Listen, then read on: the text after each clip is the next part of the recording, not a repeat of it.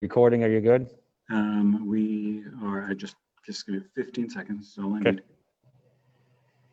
Can you just, while we're waiting, can you give me the last 3 digits of his cell phone number? Just the last 3. If you do not have it, that's fine. I will. Just give me a sec. Just the last 3 digits. I don't need the whole thing. 999. Thank you. 999. Perfect. All right. You're all set. All right.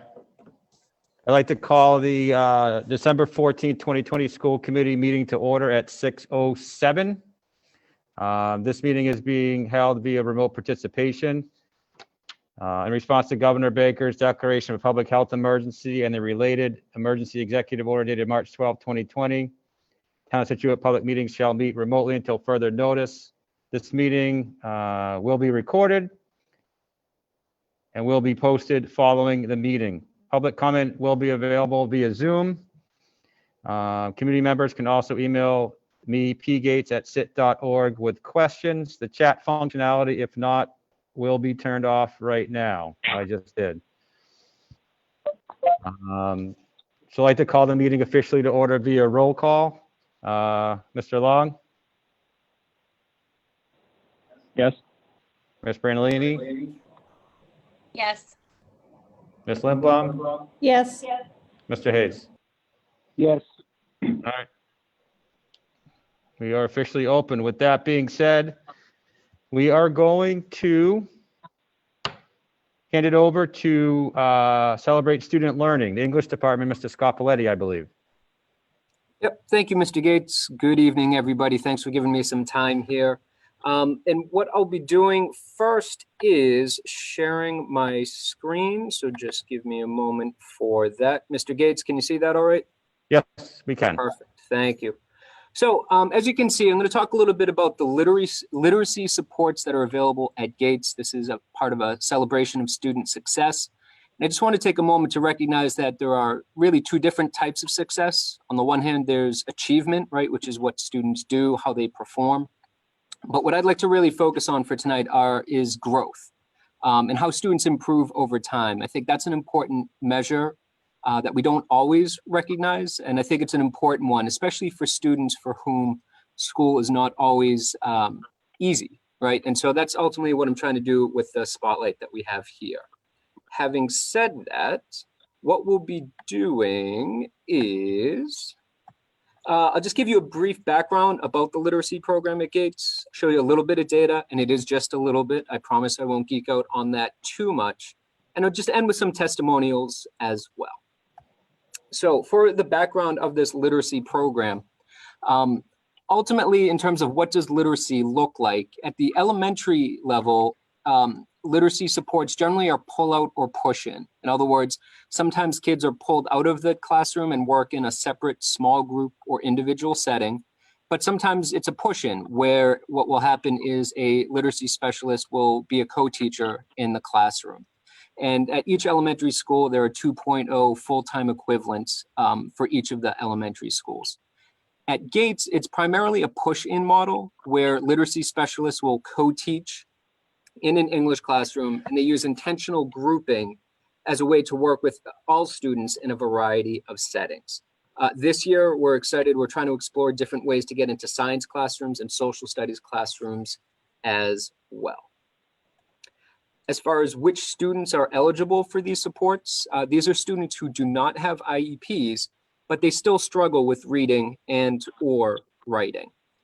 Recommendations to receive these supports are based on a number of factors, as you can see here, for those of you that are able to view the screen. That includes MCAS results, grades. Department of Education has an early warning indicator system that flags students for perhaps a need for supports, as well as teacher observations as well. And our current staffing allows for roughly 30 students in each of the grades 6, 7, and 8. As far as where and when this happens, the where, as you can see, it happens in ELA classrooms, it happens in other collaborative spaces. This year, as you can imagine, it happens virtually as well, whether that's through Zoom or Google Meet. When it happens during class, Wednesday enrichment has been one benefit for this program as well, to allow for some more small group and one-on-one interaction. and after school is another time that students can receive these supports. And as far as how the specialists help teachers, they help with curriculum, assessment, instruction, and in other areas. They do help with the planning to help support, make sure that we have curricula that is aligned with the standards. They also work on designing mini lessons based on student needs. Part of the way they get that information is through the assessments. These teachers collaborate on grading. They do this to offer another perspective, but also to identify what interventions can be most impactful for all of these students. And as far as instruction, there's scaffolding and tiered supports that are offered as well. Just having another adult, another teacher in the room allows for a lot of flexibility, which I'll talk about in a moment. And I should also mention, as you can see there, that these teachers, these specialists are able to provide reading data for students on an as-needed basis. This happens very frequently in the response to intervention meetings that Gates runs to every 2 weeks to check in on students in each team. As far as how they help students, literacy specialists will help with the writing process. They help with reading strategies. They also help with executive functioning skills. And certainly in all grade levels, that's important, but we find that it's especially important in the middle school setting for sure. Literacy specialists also can teach and reteach in small groups or one-on-one settings. They're also, as I mentioned, able to offer these targeted assessments to help pinpoint relative strengths and weaknesses. And they're also enable teachers to work with a differentiation of how instruction takes place. And that's an important point for a number of reasons, not the least of which is that benefits all students, right? To have the flexibility to have another professional in the room who's able to support students who need it, but also to empower teachers to be able to do a number of different things in the same class with different students. As far as why these supports are needed, sure it goes without saying, but it's important to repeat nevertheless. Reading and writing are critical to success in all content areas, and kids do develop these skills at different rates of speed. Certainly in the middle school setting, this is an especially important time. To a certain extent, you have students moving from skills-focused learning to content-focused learning. So it's really important that students are able to receive, process, and express the information that they're learning. And that's really what the literacy program is all about. And as you can see there, the final point, this is really to help ensure that all kids, not only that they are ready, but that they feel ready, right? That it's to help build confidence to make sure that they are ready for the rigor of high school. Of course, I would be remiss if I don't actually introduce who our literacy specialists are.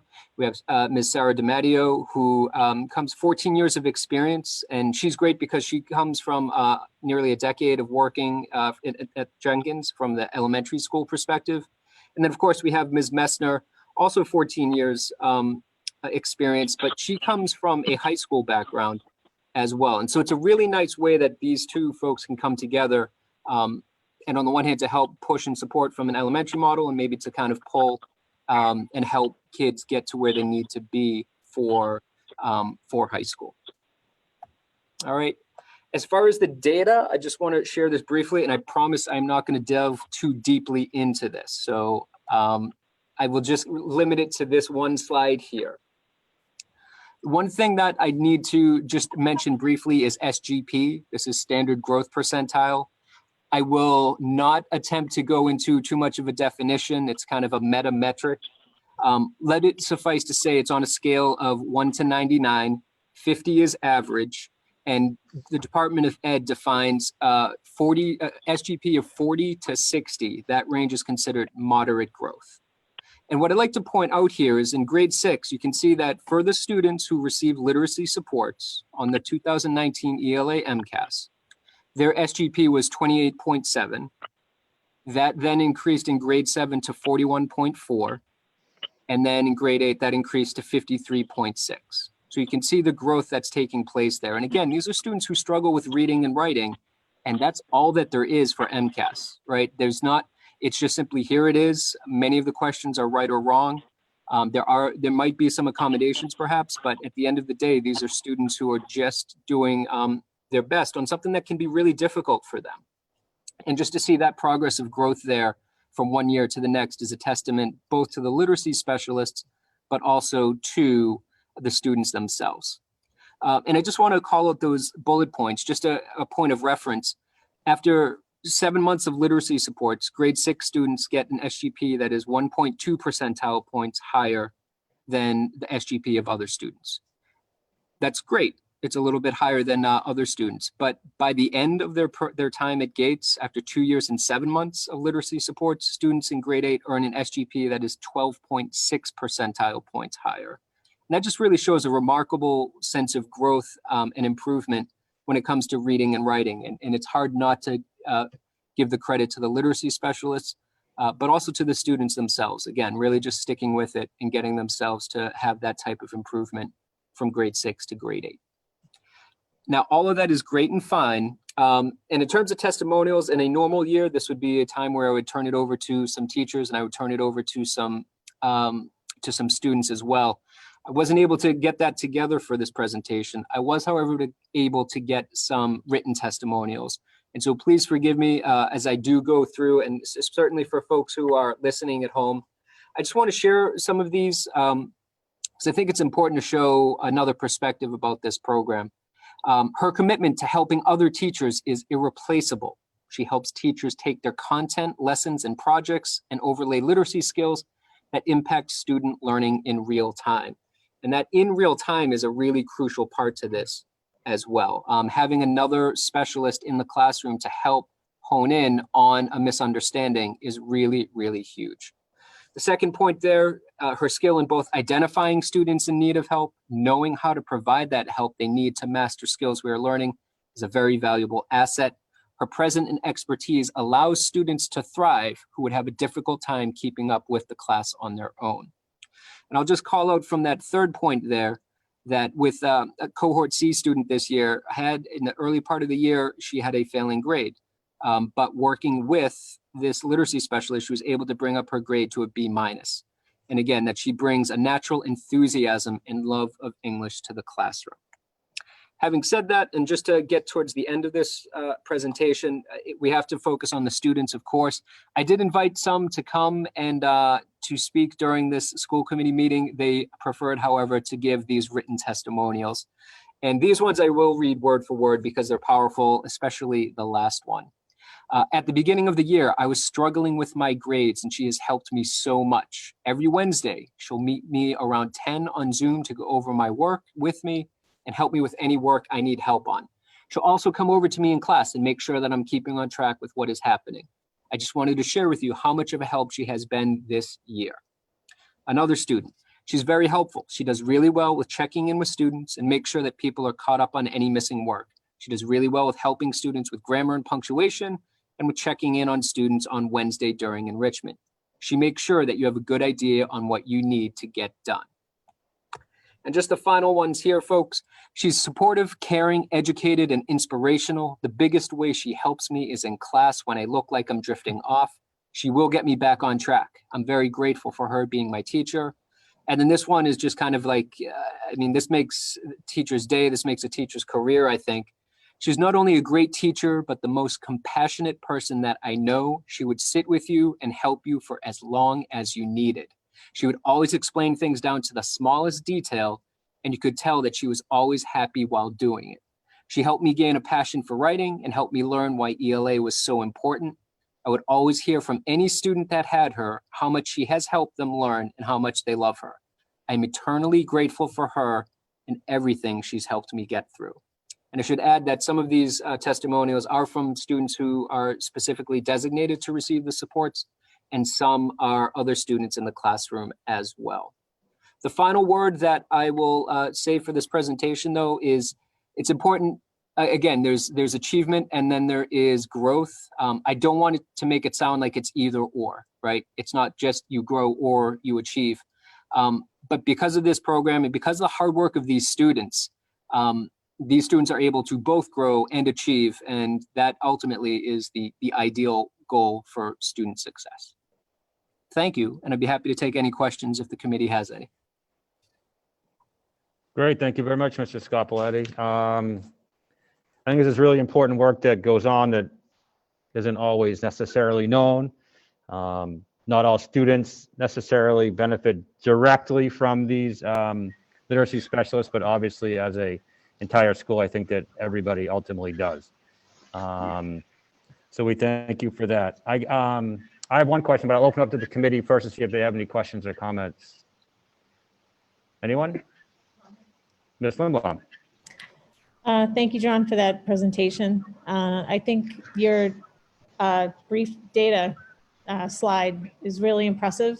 As proving, it's concrete data on how the literacy specialists are helping the students in the classrooms.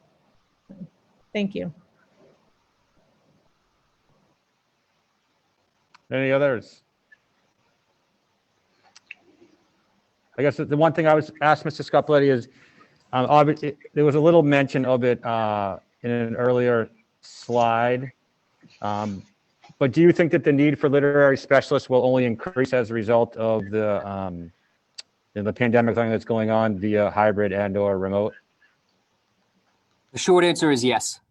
I won't drill down too much into it, but we've attempted, because there's only 1.5 full-time equivalent. In other words, one of our two specialists are just half-time at this point.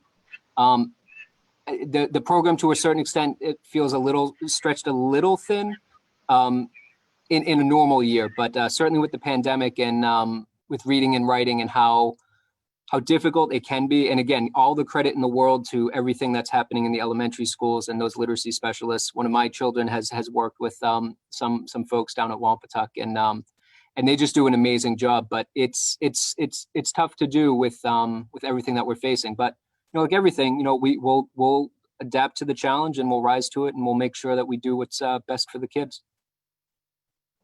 Great. Thank you very much, and make sure you give our thanks to the folks who are doing all the work. Thank you again. All right, moving on. Student reports. We have our 3 students. I'm going to mix it up today. I don't really know what order it's supposed to go, but we'll start with Rosie Tersha today. If you just raise your hand, we will unmute you. Is she on there? I apologize, I never saw her. Okay. Celia and Johnny are there. Okay, then we will start with Johnny. Thank you. Can you hear me all right? Yes. All right. The Student Advisory Council is planning workshops for freshman homerooms to make greater connections between upperclassmen and underclassmen and share advice as older students. They're also working on a video to showcase the message and goals of the club. Student governments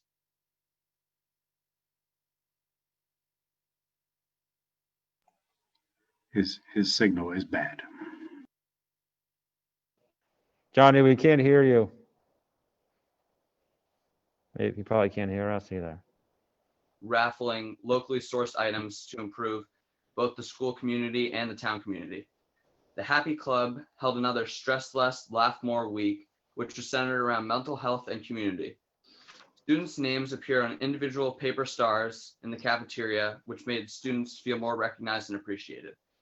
And winter sports tryouts started today, which included basketball, ice hockey, gymnastics, and swimming, which are all now up and running.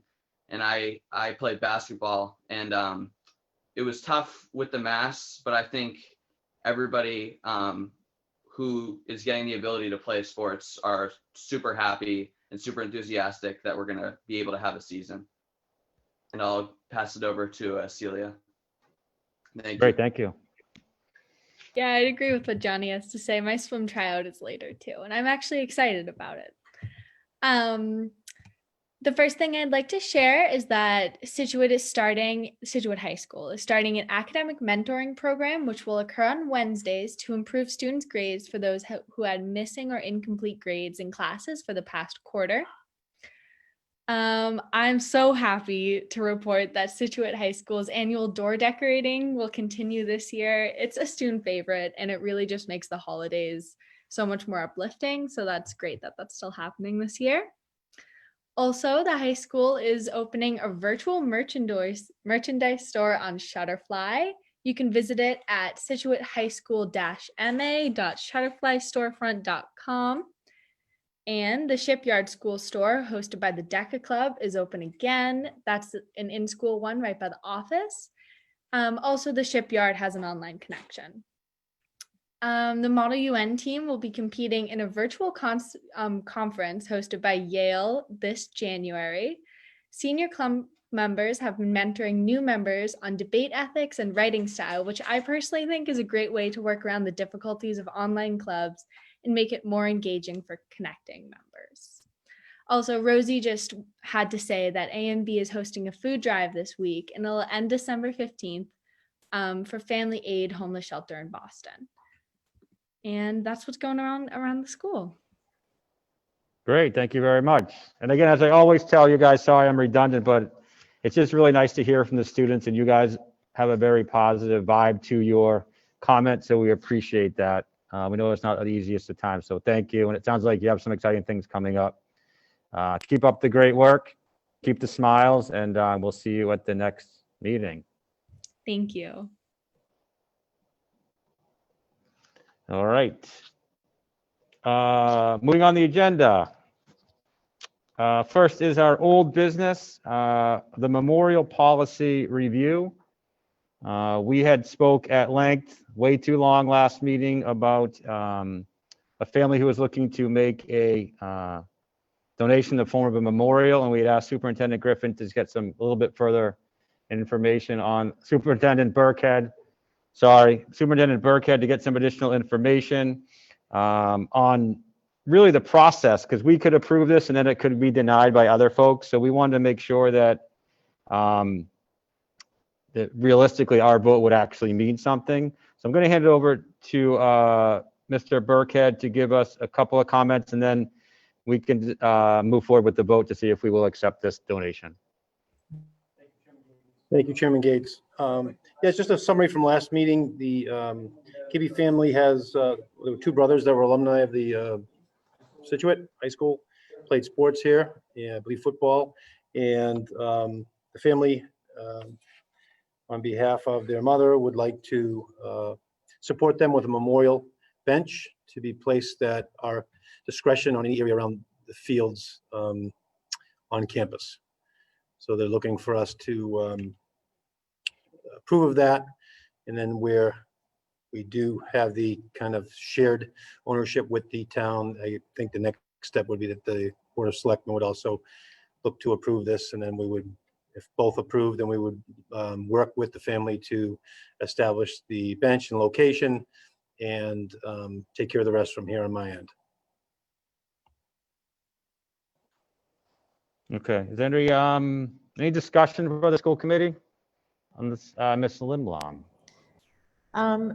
So I know in previous votes on memorials, we've, I'm trying to think of, the veterans chair at the new, on the stands, we kind of saw a representation of what that would look like. So I don't know if voting on this before we see what is planned is kind of premature. Like, should we wait, have the family kind of send us like what they're thinking of, like what the bench would look like. I just feel like we're voting on something before we even know what we're voting on. I don't necessarily disagree with that. I think this particular one is really, what it really comes down to is that, in my opinion, is the family just wants to do something in memory of their family members. And I think that they want to know if they can or can't do this. And I think it's been going on a little bit longer than maybe they had anticipated. I don't disagree that we should probably maybe see it, but I think that it's really just going to be a bench. It's probably going to be what, six feet or so in length. And I think the real issue is where it's going to go. And this is the issue that we came back to last time, is who decides where it's going to go. But I think that in this particular situation, I think that we should consider approving the memorial.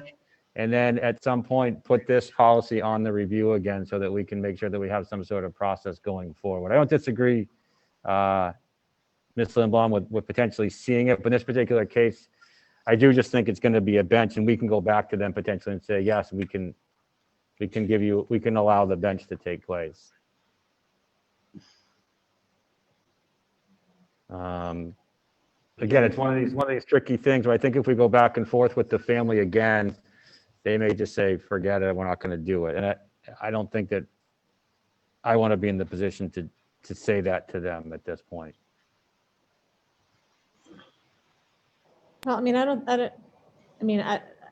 imagine not approving this, but I don't know. I just feel like we should, even if they just sent us some information on what they've been looking at, I'm sure they've done some research on this. I don't know. I just feel like it's a little bit premature. That's just my thoughts. I agree with Janice. Any other comments? Yeah, Pete, go ahead, Mike. No, go ahead.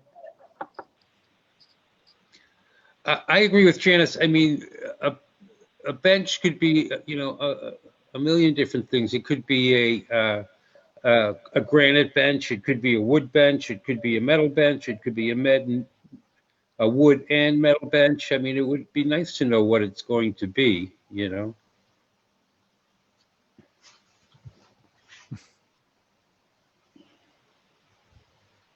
Because I mean, at some point, if it's just a wood bench, it's going to need maintenance, and it would be helpful to know what they would like to do.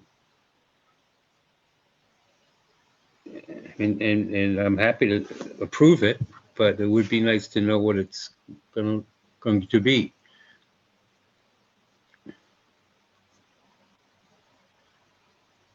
Yeah, I think the bigger thing to me, I mean, I'm fine with having memorials and representing the people that have come through the schools, through the town.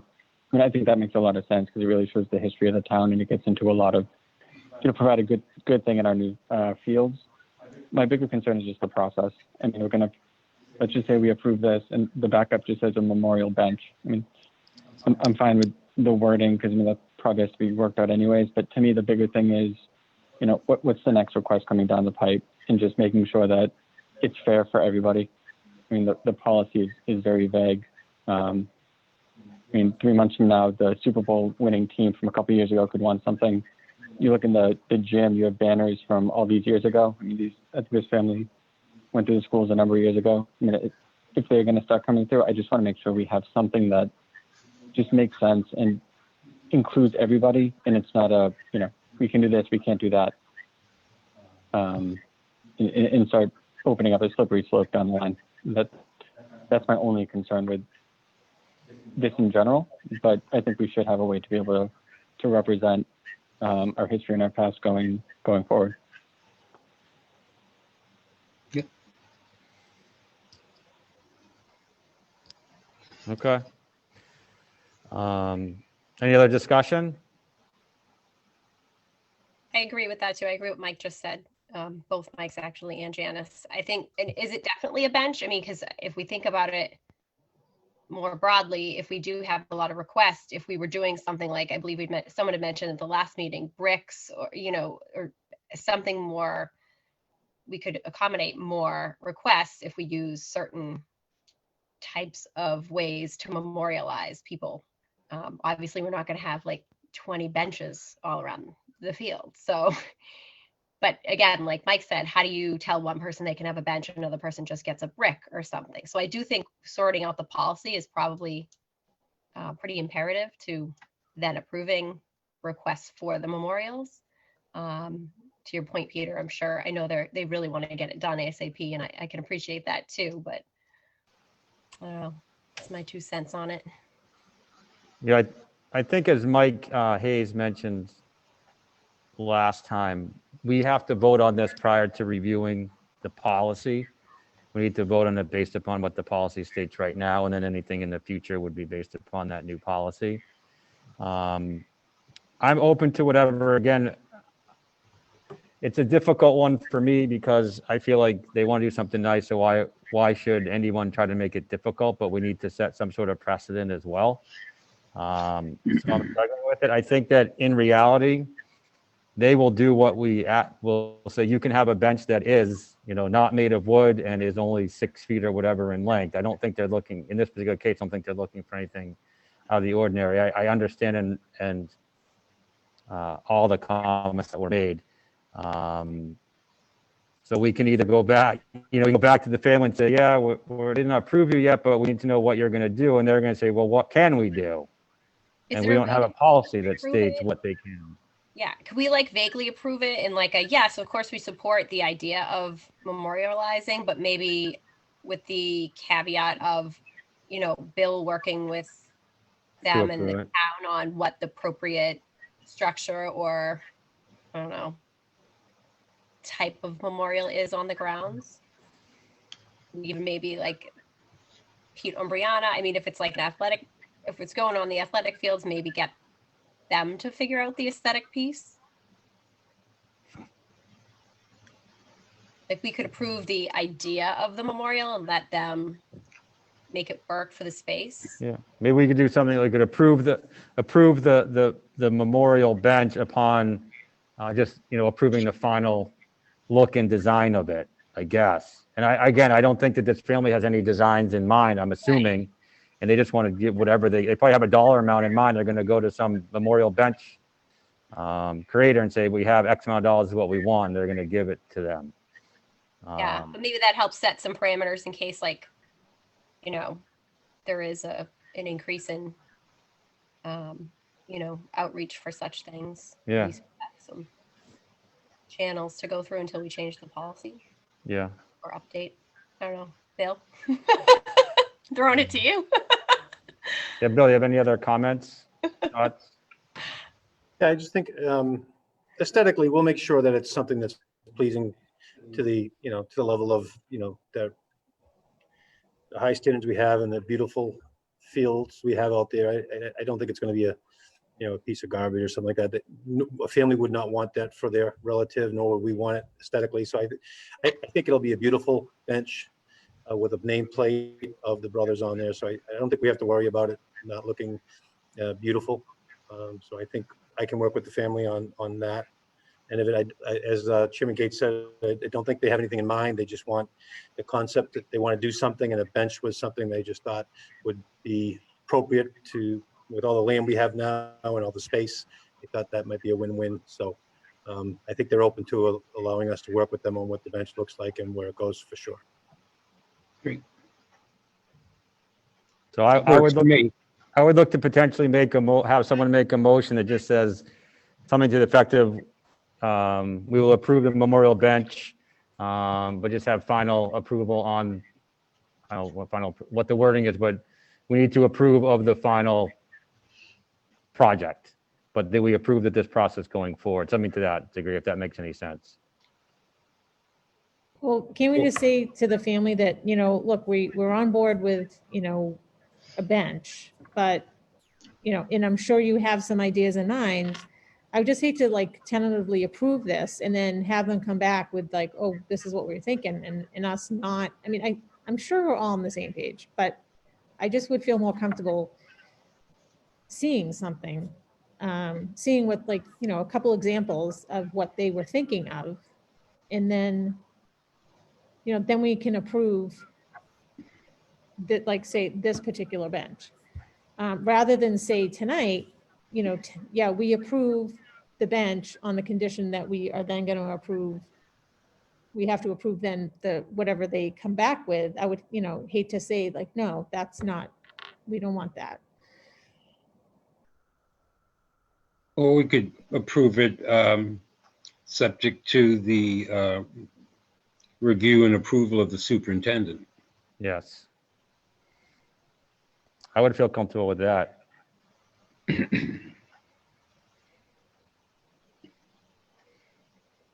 Because if we don't, we're going to have to put this on the agenda, going to talk even more about it. So I like Mike's idea of approval, subject, approval of the donation of the bench, subject to the approval of the superintendent. I think that I think we can give that that responsibility to Mr. Burkhead. How much do you know about benches, Bill? Probably more than us. So is there a motion? I'll make that motion, Pete. Subject to the review and approval of the superintendent. Okay. I'll second it. Motion by Mr. Hayes, second by Ms. Limblom. Roll call vote. Kate, yes. Long? Yes. Brandon? Yes. Hayes? Yes. Limblom? Yes.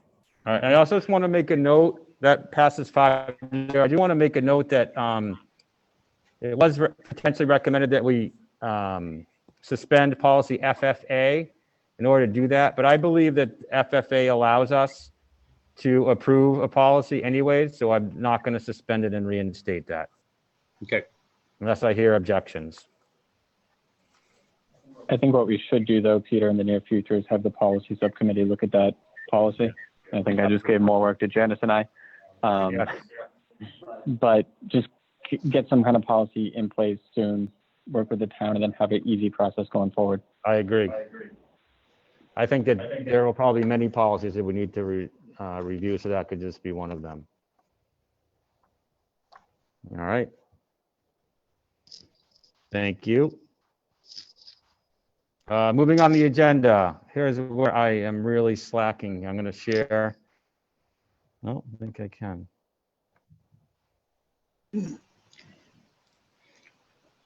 All right, can you guys see that? Can you guys see that? It's a little better. Yep. Okay, next item on the agenda is school committee goals. We had spoke this goes back to our meeting, our workshop in regards to goals that we held earlier in the year. We spoke about them at last meeting, and these are these are proposed final goals, just reworded and nuanced to be as straightforward and as direct as possible. So I'm just going to read through them. If we have any questions, again, we don't really necessarily want to change wording at this point, but if you do have concerns, let us know. Otherwise, we can vote to approve them. So we had three goals that we had agreed upon at our workshop and at our last meeting. The first one is the Scituate School Committee will support the health, safety, and academic needs of all students and staff during the 2021 COVID-19 pandemic. Of all students and staff during the 2021 school year. The COVID-19 pandemic learning environment. Why is that reading like that? No, it's not. Hold on. I have it. It didn't get copied and pasted correctly.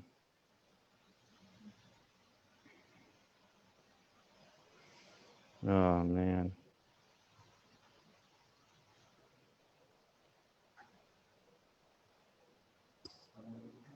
Huh? No, this one is, this one's in the, all right, go ahead.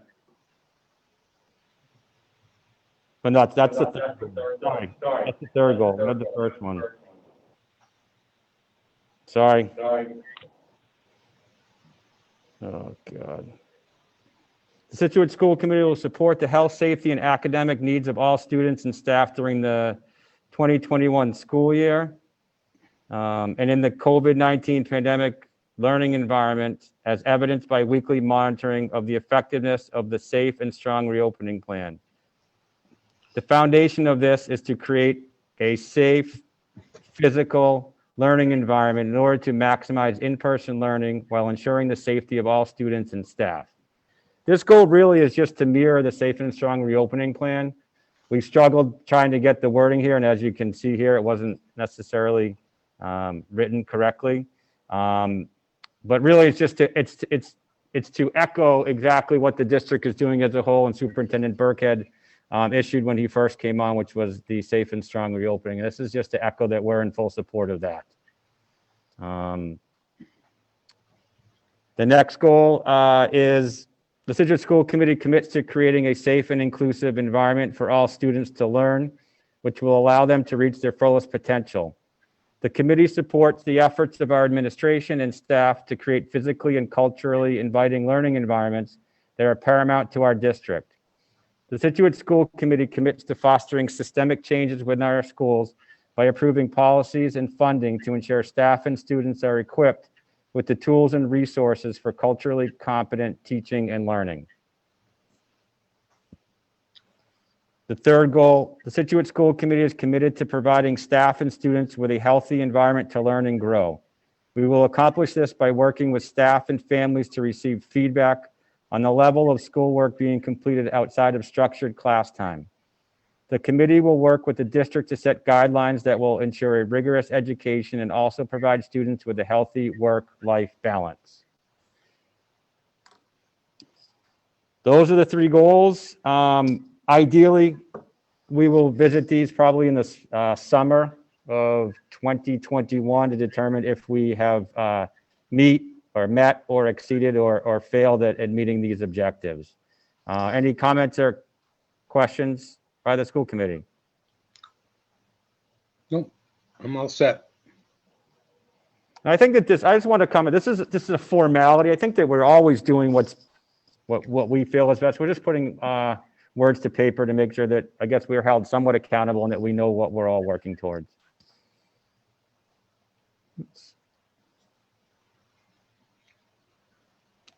I'll make a motion to approve as presented. Motion by Mr. Hayes. Is there a second? Second. Second by Mr. Long. Roll call vote. Limblom. Yes. Brandolini. Yes. Gates, yes. Hayes. Yes. Long. Yes. Great. Thank you guys very much. You all worked tremendously hard on that, and we'll get the wording right, finally. All right, moving forward. South Shore Educational Collaborative, Superintendent Burkhead. Thank you, Chairman Gates. Just wanted to update you on the collaborative. We had our budget meeting recently, and the budget projection sheet and program enrollment for the Board of Directors meeting on October 9th is in your packets. The enrollment projections and budget for the fiscal year 21 is also there. We discussed that. The projection for 21 indicates there will be a positive financial balance at the close of the school year. And the vote from the collaborative members, including superintendents from the South Shore area, was unanimous. The collaborative also had an independent audit that was rated a clean audit. So the books are all up to date and up to speed. And so we felt confident on voting on their fiscal 21 budget. They're working on their 22 budget as we are at the time being. So that's more of an update for you, and I'll answer any questions if you have any.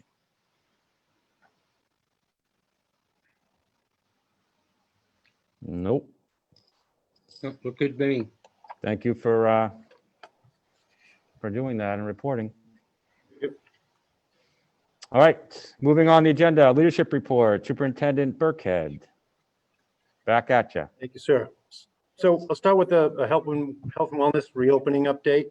So over the last 14 days, there have been 4 cases of COVID-19 in our school district. There have been 46 total cases since the start of the school year. So relatively speaking, I think everyone in the schools is doing a really good job. I want to thank all our staff and students and families for working hard to continue to do that, following our mitigation strategies, and keeping everyone safe. So thank you all. Our community is notified. Most of you all know this, but it's worth noting that whenever we find out about a particular case, we notify the community that day and get the information out, and so everyone's up to speed and we're transparent about the process. So in an effort to support our staff before we head into the holiday break, with recent town uptick in numbers and the state surge in COVID numbers, we wanted to make sure that we gave our staff an opportunity to speak with our medical advisory committee. We invited our entire staff to a meeting in which 130 people showed up. Unfortunately, the only day we could find where everyone could make it on a medical advisory, including our doctors who volunteered their time, so I want to thank them, was Friday afternoon. So it was a real good turnout considering. And so I want to thank our medical advisory team. And we had multiple questions sent in, and we said we'd stay there until we answered all of them. And then any questions that came up as we answered the questions, we stayed for additional conversation. And I think it was very productive. It gave me as superintendent a good idea of where our staff was coming from. I hope it gave them, and from the feedback I've received, it gave them the opportunity to feel heard and get their questions answered. For those that could not make it, we're preparing a frequently asked questions document. We recorded the meeting so we can go back and watch it to make sure that we had all the questions that were asked and the answers, and make sure we document that, and we'll share that with our entire staff. So that if you weren't able to attend, that's okay. You'll have all the information, and that'll be sent out by the end of the week. So I think that was a good move by everyone involved, catch us up to speed and put everyone at ease where we're heading and what we're doing and how we're handling the COVID situation. Originally, we had discussed having a community forum, and I think that's down the road. I think at this point, what we decided to do is have our task force meet first, as that's 61 members of our community. So we're reinstating that. I've mentioned that before, because the question is obvious on, what's our next steps? The school committee tonight is committed to supporting the safe and strong reopening. That was a really collaborative and effective process involving a lot of people and a lot of good ideas. And it's put us in a real good position to have this hybrid model that's been really successful. And so, if you don't want to mess with success, then we bring the team back, and then we start talking about, what does fully reopening look like? What does bringing kids back on a phased-in approach look like? With spring right around the corner, hopefully, after a quick winter, I'm being optimistic. We have to have hope. We have to have hope that, my philosophy is we will return to all in-person learning. The question is just when and how do we do it safely? And those are big questions, obviously, but those are the same two questions we had before we started school this year. And it was also before we had an established hybrid model where we have students and staff in the building and we're doing it safely. So it's not too far of a reach to say, okay, based on our medical information that we will certainly have, looking at our data, coming up with a plan, letting voices be heard, and sharing that plan with our school committee. And again, a lot of it's already in the reopening plan. It's just more of reigniting the conversation about what's it look like, what's your opinion on it, and how do we do it, and when do we do it? Those are all questions we look to answer. And so we'll start those conversations on January 7th, and we'll make sure that those notes are shared. I'll also be reporting out, obviously, on my weekly cable conversation to the community, as well as Thursday Thoughts and at school committee meetings. So everybody will be apprised on what's happening. I'm sure we'll have more forums like we did before. Again, we'll likely use the same model we did to reopen schools to just continue the conversation, keep people involved. And what we found is when people have a voice at the table, their concerns are heard. An example, we get results. And I think that was what we heard loud and clear in the survey results. We were able to use that information, and I want to tip my hat to our principals who are working really hard with their teams, taking that survey data and making action steps, because we're not satisfied ever here with the status quo. We want to be better and better and better. So we're looking to make the hybrid model the best it can be. And so that is happening concurrently to starting conversations on what, bringing more students back to school will look like, and to do so safely. So that's a health and wellness update. And so we want to, keep our eye on the prize and what the future will look like. We will be coming back in school in person. The question is when and how, and how to do it safely. In the meantime, we want to run a high quality hybrid model. We want to run the best in the state, the best in the world. And we only do that by, we've got the personnel. We have to just ask for feedback, and we've gotten that. And now we're just implementing the action steps. And we just ask the community support and continuing to be responsible outside of school so that the COVID cases don't come into the buildings. The next topic of discussion I want to bring up is the Director of Diversity, Equity, and Inclusion position update. I'd like to thank co-chairs, Assistant Superintendent Jen Arnold and METCO Director Michelle Crawford for chairing the very thorough process and screening committee. I thank the members of our screening committee, representative groups from the community, staff, students that worked to take part in that process, all the students, staff, and families, and community members who participated in the forums that we held. I would also like to thank all of you for your time. I know you all were asked to fill out surveys on your opinion, which makes this an extremely inclusive practice and something we're proud of. So thank you for doing that. Those will be read and honored. So a little bit update on the process and timeline. So I'm a firm believer in the mantra that ultimately it's people, not programs, that build great schools. So one of the most important things I think my job is, besides safety of our staff and students, is keeping the great people we have and then bringing on more great people and keeping them. And if you have great people, you can really do anything. So that being said, we want to make sure our screening and hiring processes are very thorough so that we get the best people. And I really believe that's happening with this process, and it's happened in our previous hires as well. So the process was the development first of a comprehensive job description, and which took a lot of time. We're looking at multiple job descriptions out there, and then what best fit Scituate, along with our goals and the school committee resolution. And we came up with a pretty fantastic job description that if anyone can do all those things, they're superhuman. So that's how high the expectations were on that, and that was school committee approved, so thank you. Then the job was posted in multiple venues to acquire a wide pool of applicants, which we did. We have over 30 right away. So I think in this time of year, it was a really good applicant pool. I think because we worked hard, it's just not posting it up on School Spring. It was in local colleges. It was in online, in LinkedIn, Indeed, whatever online social media source you can think of, we put it there. So we wanted to really get the position posted out there. And I think it got a lot of notice. Then a representative group of school community members, including student, staff, administrators, parents, caregivers, and community members, formed a screening committee to screen the applicants to select those that would be interviewed. They conducted the interviews, they rated all the candidates, and provided feedback on the candidates and the process, so we can improve the process as well. Next, we thought it was important that we had everybody's input into our finalists. So we offered 3 candidate forums, which the students had input, staff, and then families and communities. They met the finalists and were also offered the ability to provide feedback and input. Again, that will be taken into consideration as part of the final decision.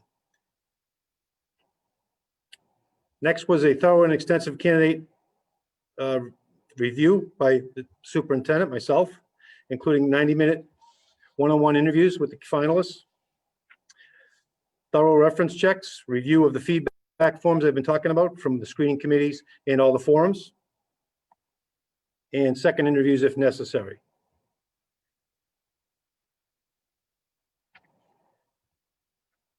Then the next step would be the choice of the next director of equity, inclusion, and diversity by the superintendent, contract negotiations, and then the successful candidate announced at the next school committee meeting in January. The timeline, December 9th to 22, we held thorough and extensive candidate review by the superintendent, including the 90-minute interviews, one-on-one reference checks, review feedback from all the members. So that's currently going on right now. December 23rd to January 3rd, Director of Diversity, Equity, and Inclusion chosen by the superintendent. January 4th through 8th, contract negotiations. And then January 11th, school committee meeting, successful candidate announced to the school committee. And then the approximate time, depending on the candidates, if they're currently employed, if they have to give notice and that type of stuff, which will be negotiated approximately between January 14th and 28th. The first director of equity and inclusion would be starting in Scituate Public Schools. Next, to give me a break and bring in a fresh voice and someone to update us a little bit more on some health and wellness ideas is our school nurse leader, Kelly Roach. Kelly, are you out there? Yep, she's there.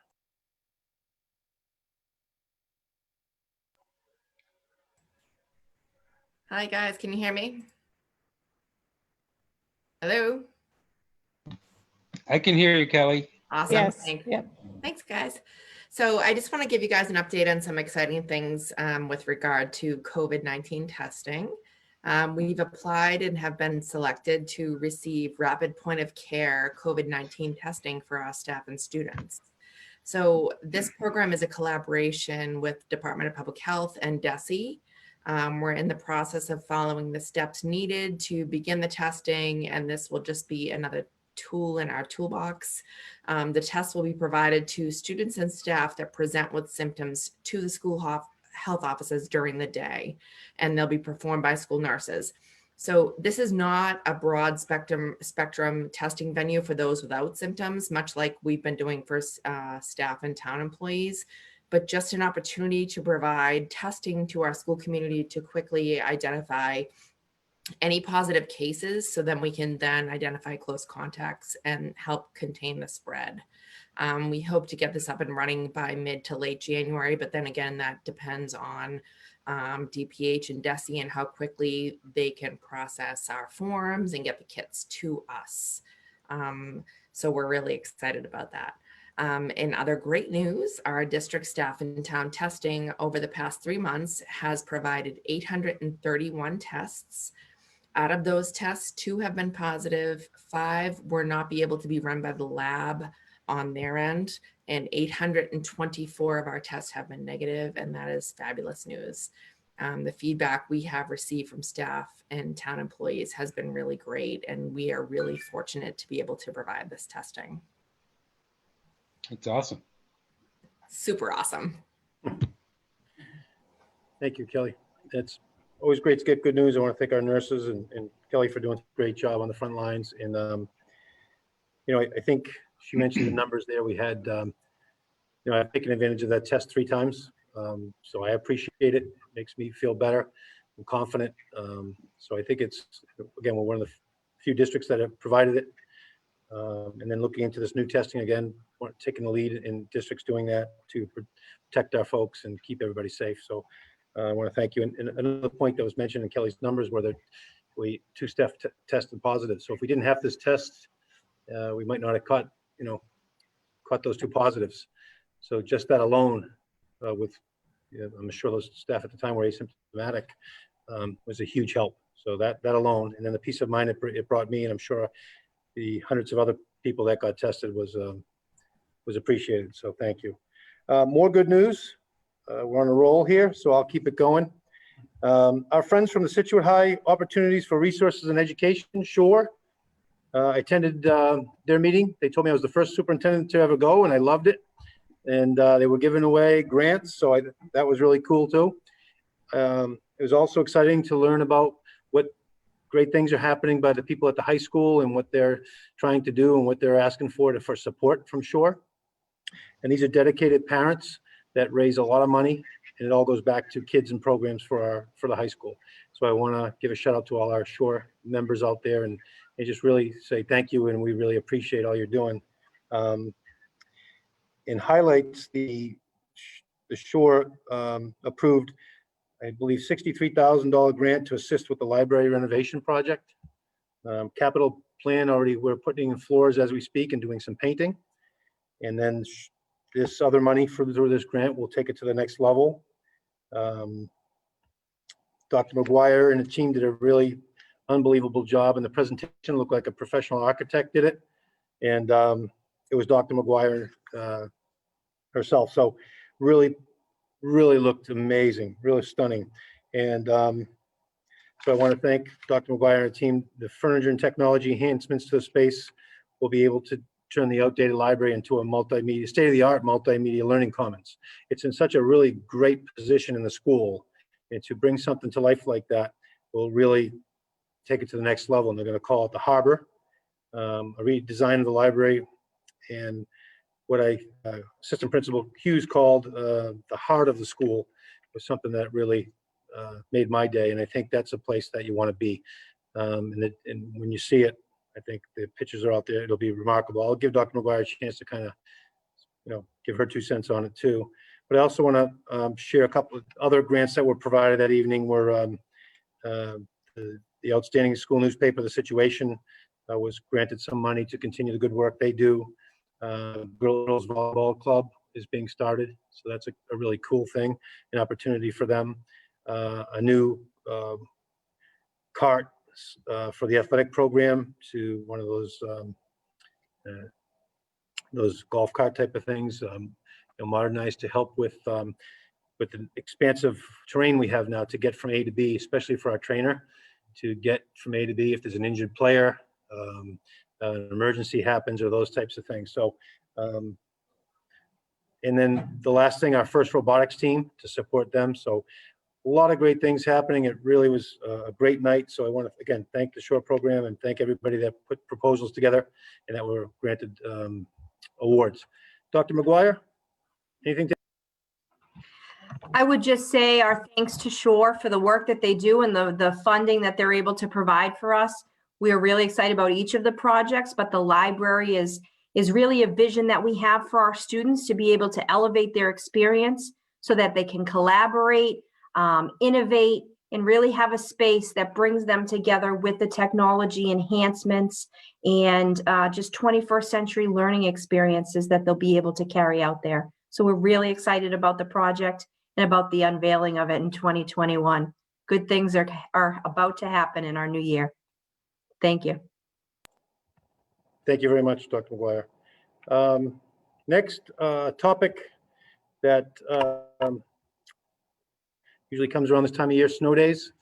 And this came up at our previous school committee meeting, but with the potential of some snow coming this week, I just wanted to remind everybody that initially we've decided to handle snow days as they've been handled in the past, which is myself and the town officials working closely together to look at the weather, power outages, that type of thing. And again, it all goes back to safety. When in doubt, there's not going to be school if there's safety in jeopardy. And from what I understand from, again, I'm a first-year superintendent. From other superintendents, it's one of the hardest calls you have to make. So we'll do so. We've had several planning meetings on it. We're ready to look at the weather. We obviously got a good team out there, and on the town side, we've got some great people that I've met that are experienced in handling these type of things. So, my goal is to make it as early as possible with getting all the right information I have. This decision was made on multiple factors to not go immediately to a remote day. Instead, it would be a true snow day that will be made up later in the year. And those decisions were, number one, the connectivity issues that Scituate, just as a town, has, and it's because of its location. Some of the survey data showed that, and teachers have shared, and families that, we're battling that fight all the time. And with any kind of storm that's bad enough to close school, and then you've got teachers and other workers working outside of the town, connectivity, it just could be a real tough situation getting everybody in class online, and hate for kids to miss learning. The other thought process was, again, back to that hope and that looking for the bright side, that if we do get a snow day, we make it up in June, I'm hoping that we'll be back in full in person at some point. And then maybe this day we gain a full in person day, or even if we're hybrid, those kids will be in person and not remote. So it's just another opportunity to be in person. Now we have the Wednesday that's already remote. If we happen to get a snow day on Wednesday, maybe that's an opportunity for us to pilot this and try it because we're remote anyway. So that's a decision that will be needed to be made. And if we get a couple of quick snow days early and we get into a situation where we might have to extend the 5 days that we have in the end of the calendar, I think that's a good time to start considering going to remote. So we have that as kind of a safety net, if you will. So that's that. I'll be sending something out to the community along those lines as well, the parents and families, just to remind them as we potentially brace for our first storm. And lastly, I titled this last one From the Mouth of Babes. I've met a lot of great kids in my time here so far, and a lot of great people. Some of my favorite times getting out of the office and heading into schools, into the classrooms. And I'm sure I'll have a lot more of these stories, but I like to share them because they're what make my day enjoyable. And I often talk about enthusiasm being free and contagious, and so is negativity. So I like to share these stories of our students, and they're both elementary students. The first one is Finn from Miss Forcia's kindergarten class at Wampatuck. I was walking around with Principal Reardon. We met Finn, and he was, in one sentence, I was very impressed. He was able to tell me that he likes suits. It was his dad's birthday, and he likes black suits. And I happen to have a black suit on, so I took that as a compliment. Maybe, I'll have to clarify with Finn if he was talking about his father's suit or mine, but I took the credit. I felt good about it. So thank you, Finn. You made my day. That was very positive, a lot of good energy there. And then a couple days later, I was over at Jenkins, and I met second grader James, and we had an excellent conversation in the morning. He was shooting some baskets, and he told me he liked my Jeep.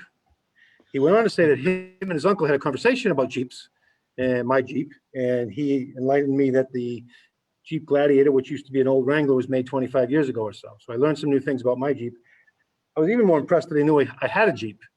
So second grader, these kids are pretty smart here. So I think I will end with that, and just kind of, again, more good news. The principals and their school councils have really worked hard on their school improvement plans.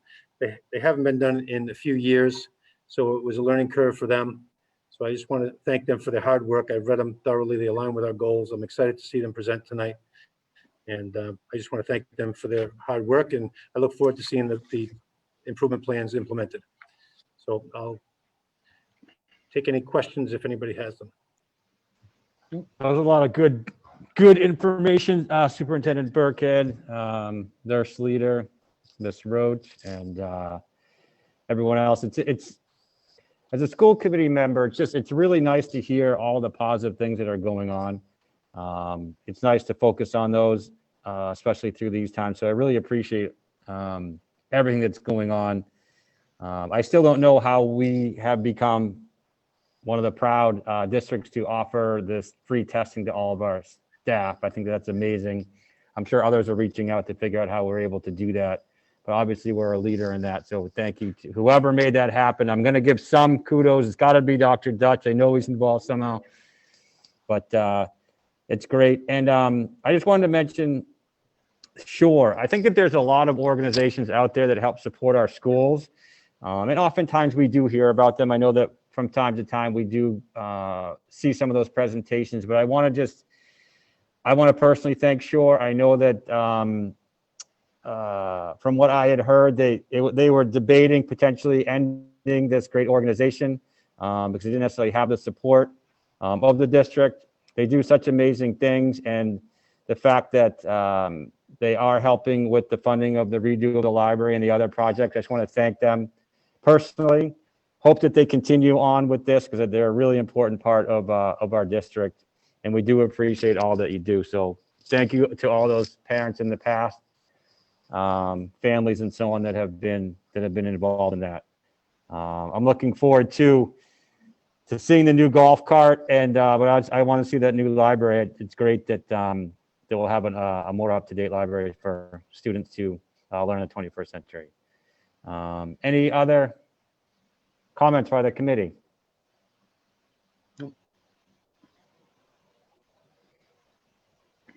All right. Seeing none, we'll move on to the Assistant Superintendent's report. Ms. Arnold. Thank you, Chairman Gates. So I'm going to give you two updates tonight. One is on the curriculum instruction and staff development, which is part of my position, my responsibilities. But we also have some data from DESE, which I'd like to share with you as well. I'm going to share my screen.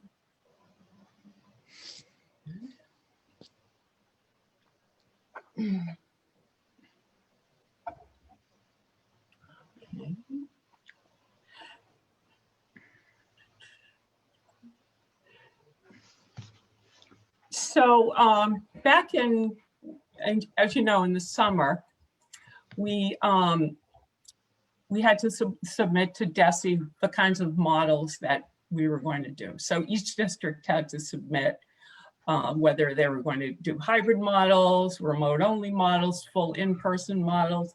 And as you know, we submitted that we're going to do hybrid models and a cohort C by choice. So those families who wanted to have their students just go fully remote for cohort C. So we submitted the models, and in November, they determined that they wanted to collect data on time on learning. So in this collection of data, they asked us to submit data for hybrid model, the remote students, and full in-person student. And so student learning time, this is how they define it. It's actually defined by law, as you can see, 603 CMR Chapter 27. Regularly scheduled instruction, learning activities, or assessments within the curriculum for study of core subjects and other subjects. Now, other subjects are things like the arts, PE, wellness, business. Core subjects, typically, what they categorize core subjects as reading, writing, arithmetic, social studies, literacy, math, and science.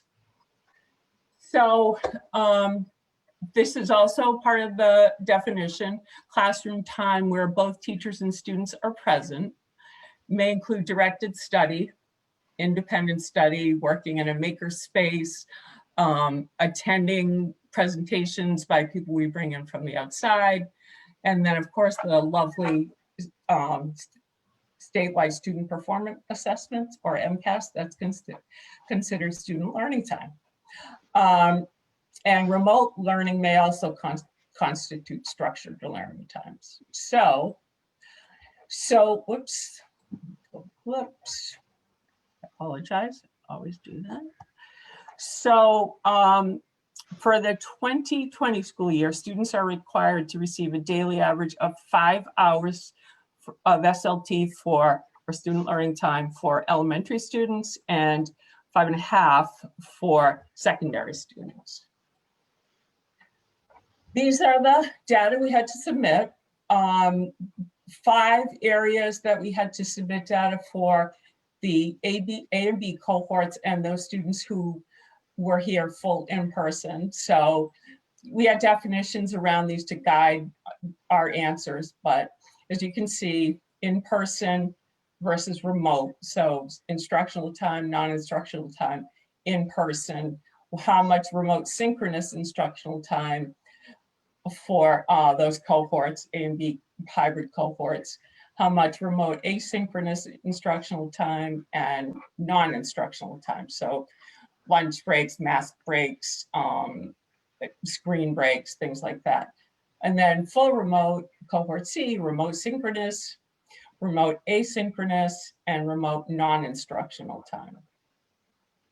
So the results are, we were cleared based on the data we submitted, and I have to thank the principals for their hard work in this. It wasn't, the spreadsheet we got from Desi, since this was the first time we did it, it wasn't really at times clear. So there were kinks that we worked out, but our preliminary status is that we're cleared and we do not need to add any minutes to any instruction of any day. So you can see 34 minutes of instruction in grade 1 and 4, in grades 1 and 4, 45 in grade 7, and grade 10, it's average per 2 academic weeks.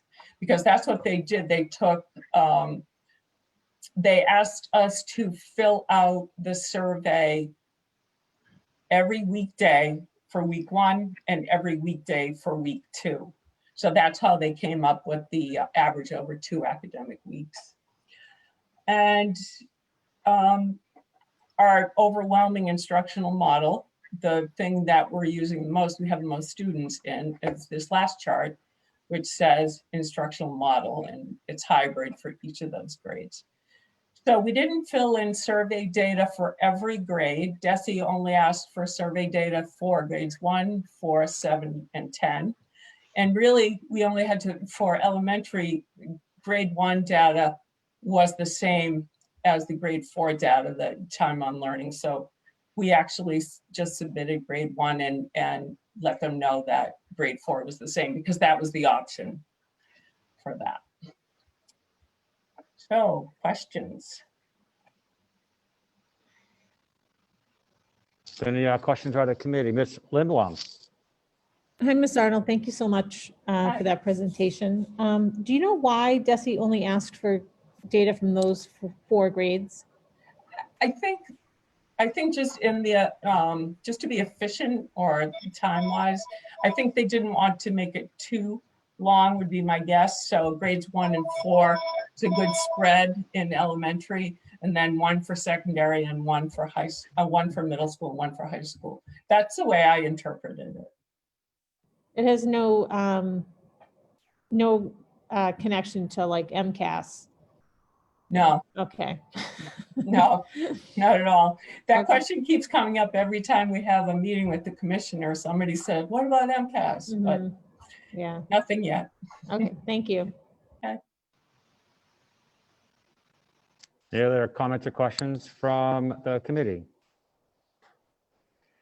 Ms. Arnold, one question I would have, do you know how other districts have fared and what the remediation process would be if time on learning wasn't appropriate? So there have been other districts that have not met the requirements. I saw an email from an assistant superintendent today and said, we're on DESI's naughty list. So I thought that was timely, that comment. But they are sharing ideas. What they have to do is make up that time where they're not delivering instruction. So they're going to have to really take a hard look at their own data and the structure within each of those classes. Okay. You know, it could be happening across the district, or 1 or 2 grade levels could throw it off. And will they survey each district again, or is this a one-time thing? Yeah, I'm sure they will survey each district, probably twice more, I would guess. Okay. To come maybe in the winter sometime and then the end of the year. Okay. All right. Any other questions or comments? All right. Thanks very much, Ms. Arnold. Okay. So here's my second event. This one's more fun.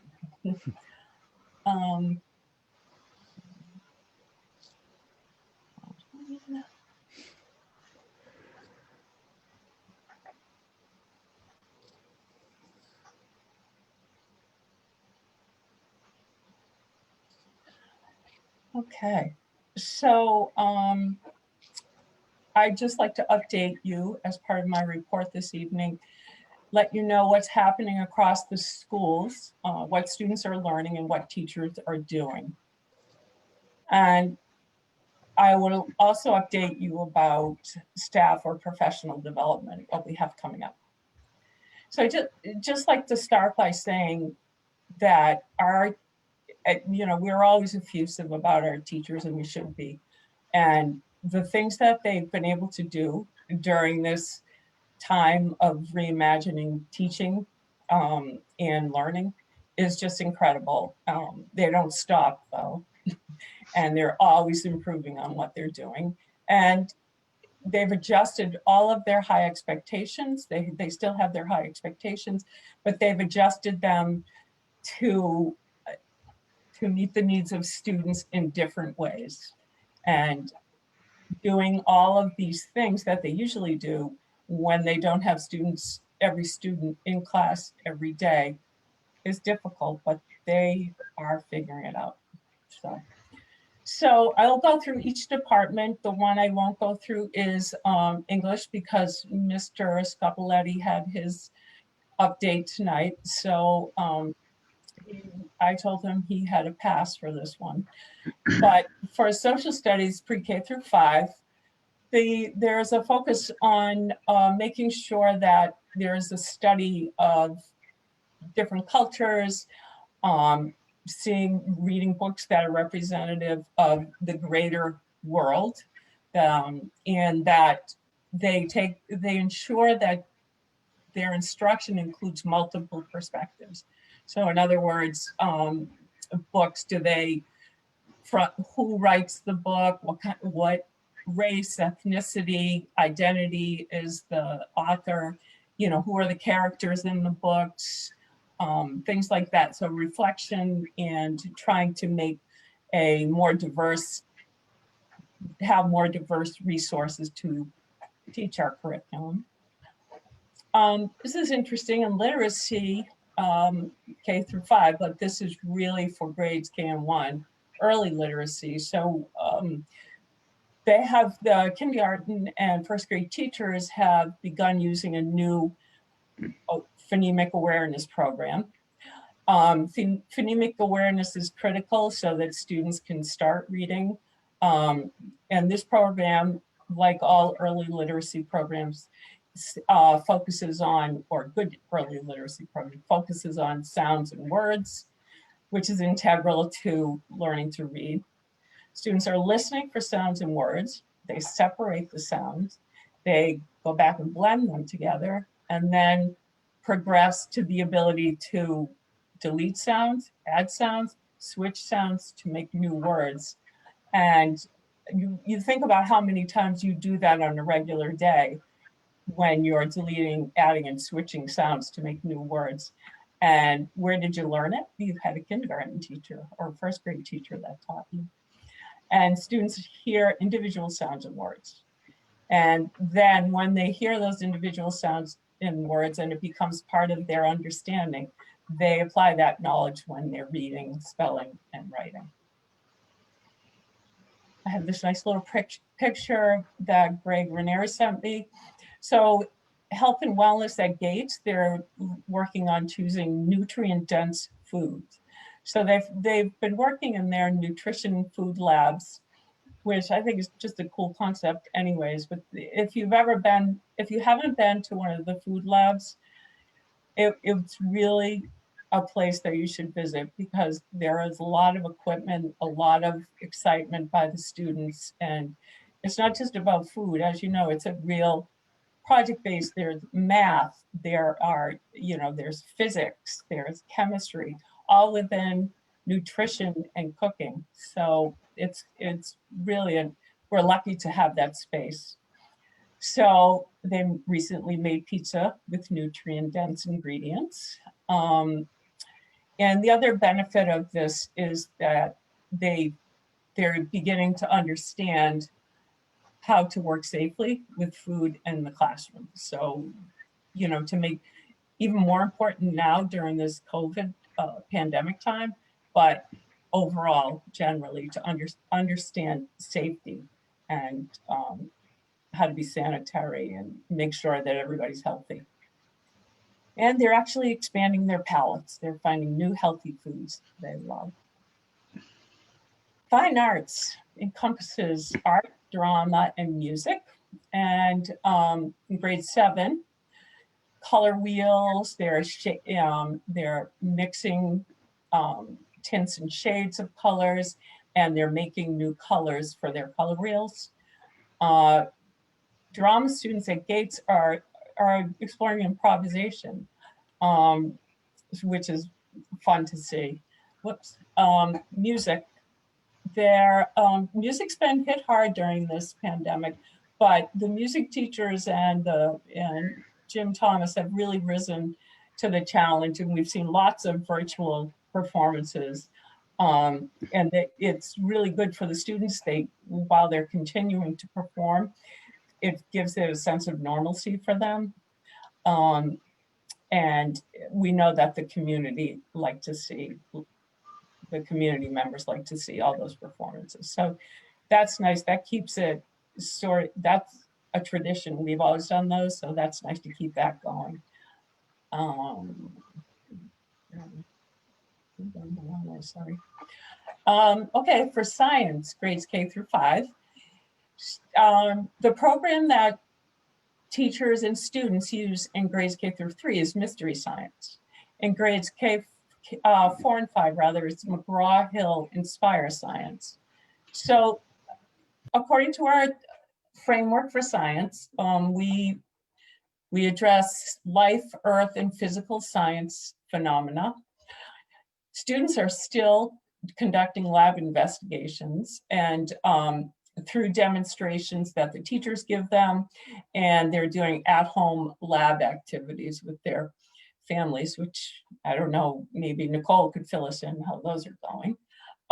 In grade 5, every year they do this water project, and this year it was a water filtration project.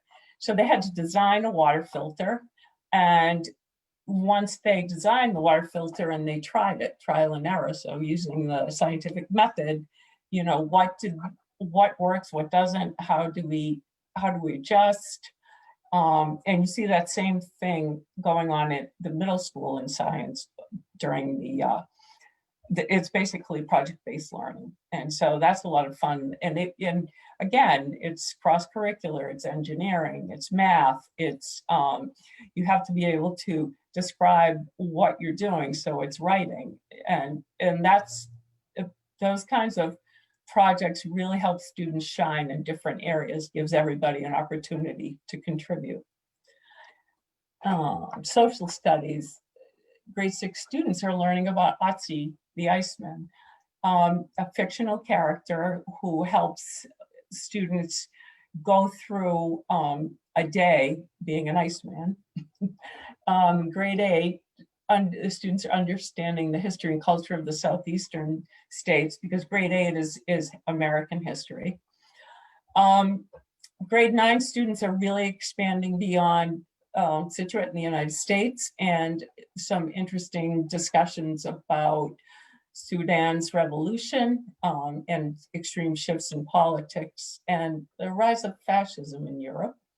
And AP psychology students, as you can see, are studying the impact of rewards and punishments on human behavior. World languages, so if you haven't heard about this, whoops, where's that L?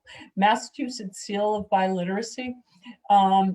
So in the world languages, Massachusetts has this, it's an award for biliteracy. And in order for a student to get the seal of biliteracy, they have to demonstrate proficiency in English and a world language. So MCAS, of course, and then a state endorsed world language proficiency exam. And the one that we used here in Massachusetts most prevalently is STAMP. Qualifying seniors will be recognized on Senior Awards Night, but Scituate, beyond that, Scituate High will award silver, gold, and platinum seals as well. So that's something to look forward to. Elementary math, grades K through 5. We started using across the district our math program, Eureka Math, which some teachers piloted last year. Eureka is a good program. We researched different math programs and then asked to, just to remind you, asked teachers to pilot them last year. And so then this year, based on feedback from them and discussions with administration, elementary administration and teachers and the Math Council, we decided to go ahead and purchase the Eureka Math program. It aligns with the new math framework in 2017. The thing I like myself about Eureka is students learn how to do math, how to be mathematicians, not just a rote understanding. They learn they learn the why behind math. And if you know the why, it's like anything else. If you know the why behind it, then you get those conceptual skills and you are able to think critically and extrapolate that understanding to more complex problems. And that instruction is direct instruction. They use lots of hand-on manipulatives, and there are some good online activities that they do also. In science, engineering, and technology, Patrick Newton, the science department chair, says we're still doing science. So it's not about studying science only, it's about doing it. And grade 7 and 8 students did some work at the vernal pool. They really have been taking advantage of that natural resource we have right here on campus. Gates Technology and Engineering, they're starting to work look to the Spark Wonder project. And if you remember that from previous years, it's a PBL. And last year, students had to build games that were interactive. And again, they did the same thing. If it didn't work, they would go back to the drawing board, so to speak. Their peers in their class would give them ideas like, have you tried this? I wonder if this would work. It really was it became even a greater collaboration across, not only within their group, but across the class. And the high school has figured a workaround with, it's hard doing labs, as you can understand in this environment, but they've been doing some simulated labs, and teachers are sending home materials for labs, so they're still able to gain that lab experience. And finally, math. So a big focus on math this year is using technology in math. And the first thing, that Desmos is a new tool that they've been using in grades 6 and 7, I believe is what Mrs. Brindle told me, that it's a way to do graphs. It's a virtual manipulation in order to do graphs and understand slopes and solve problems that way. And they use interactive notebooks, which is really great because they can actually chat in real time with the teacher through one of those. And then the prescriptive learning, so sort of like an RTI, excuse me, IXL is a program that can give feedback right away to students in the areas where they might have some challenges and provide programs and explanation for them. So that's really good explanation on those skills or those problems where they had difficulty, and then the program presents them with another problem once they've been retaught. And that works out really well for remote learning. And then helping students, why do I need to learn this math? I'll never use it again. Focusing on statistics, minimizing profits, maximizing profits, and multi-step equations are a couple of the things that math teachers in the high school are doing. And this is a kind of a picture of the geometric cities project that they did at Gates in grade 7, and it really shows they built cities using different geometric shapes so that they could apply their content knowledge. So that sums up some of the things that are going on in curriculum. There is much more, as you can imagine. It's really fun to go out and visit the classes. Unfortunately,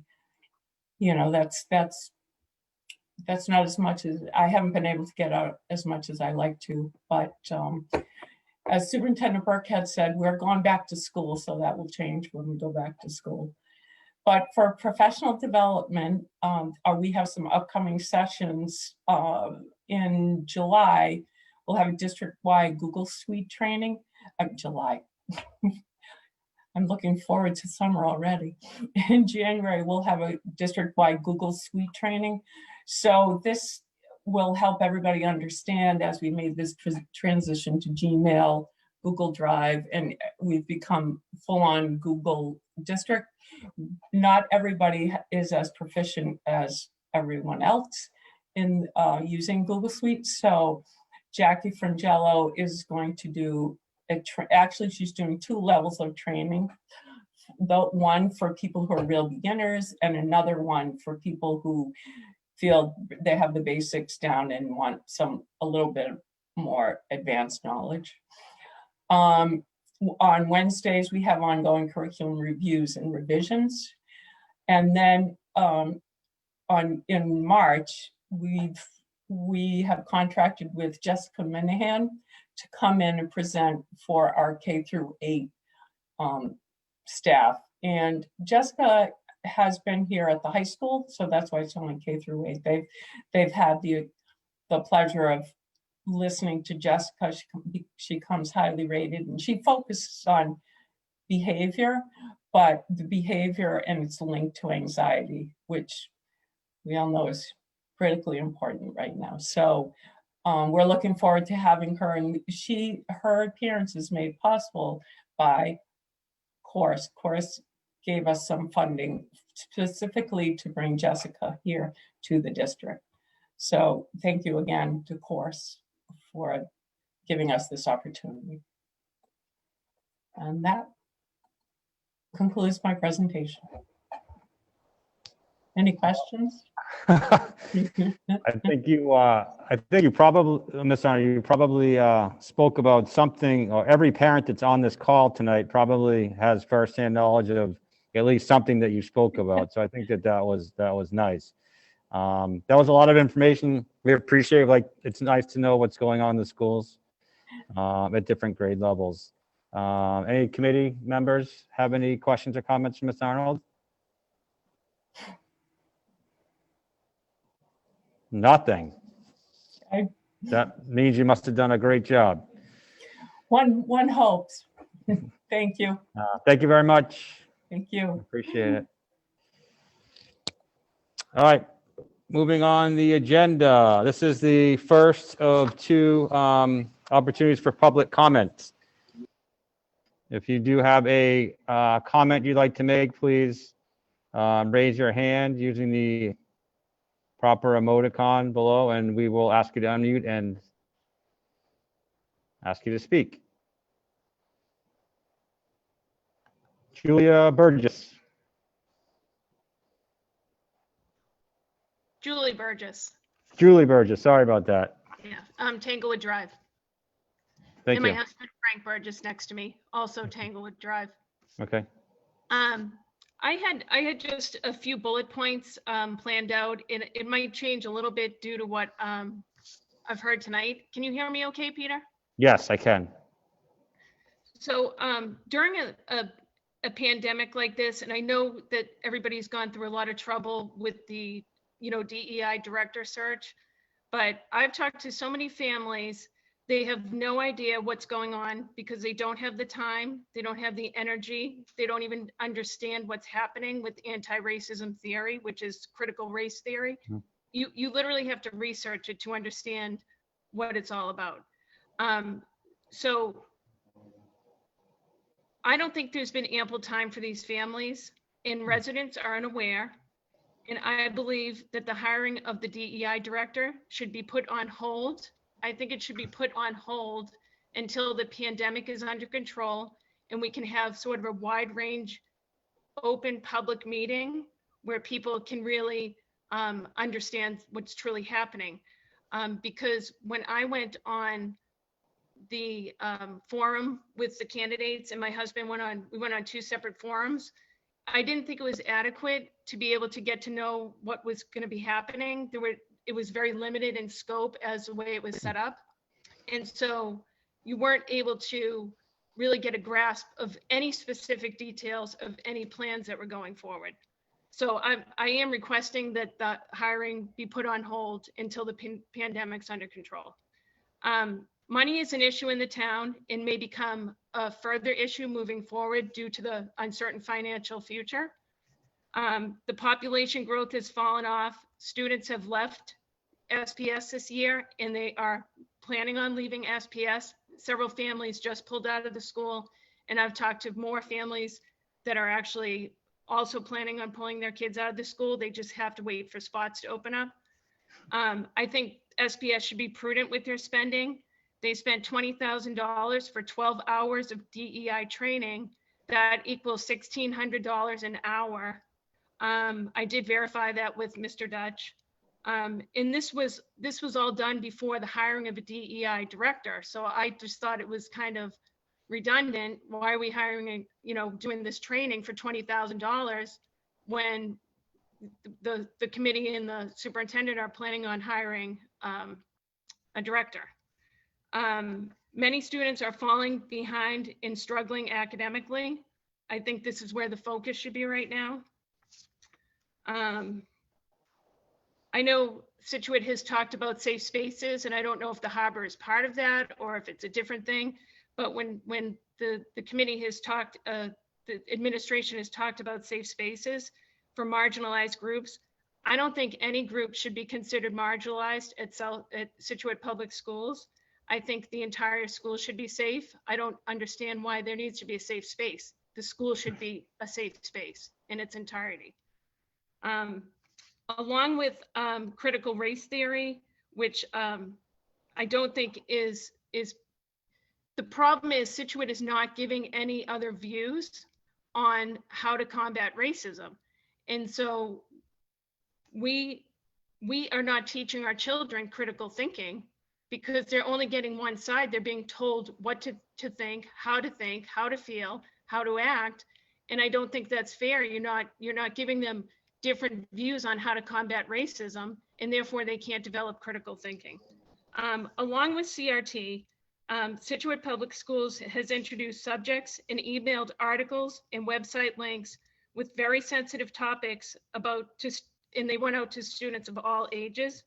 Much of this material was inappropriate, and some I would even consider explicit. Scituate Public Schools should not be providing direct access to students, especially without parental consent, especially when you're talking about young students, 10, 11 years old. Okay, I'm gonna have to, we have a limit to public comment, and you met that comment. I think we understand your concerns. I think we'll have several that will echo what you're gonna say. I'm willing to listen to everybody, and we will respond at the end. Okay, I actually, Mr. Gates, in all due respect, I have one more comment because it came up during the meeting. I wasn't going to speak about it, but it just came up. When Mrs. Arnold was just showing her curriculum outline, I don't remember specifically what it said, but it was about inclusivity in the younger grades and diversity. And last year, I lost total trust in Scituate Public Schools, which I've been involved with for 15 years. And I've lost total trust with them.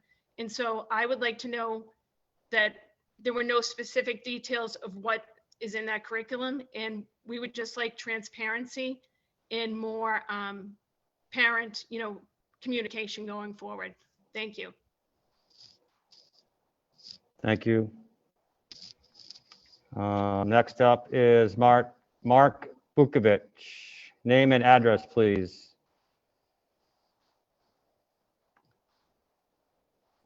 Mark Butkovich, 102 Vernon Road.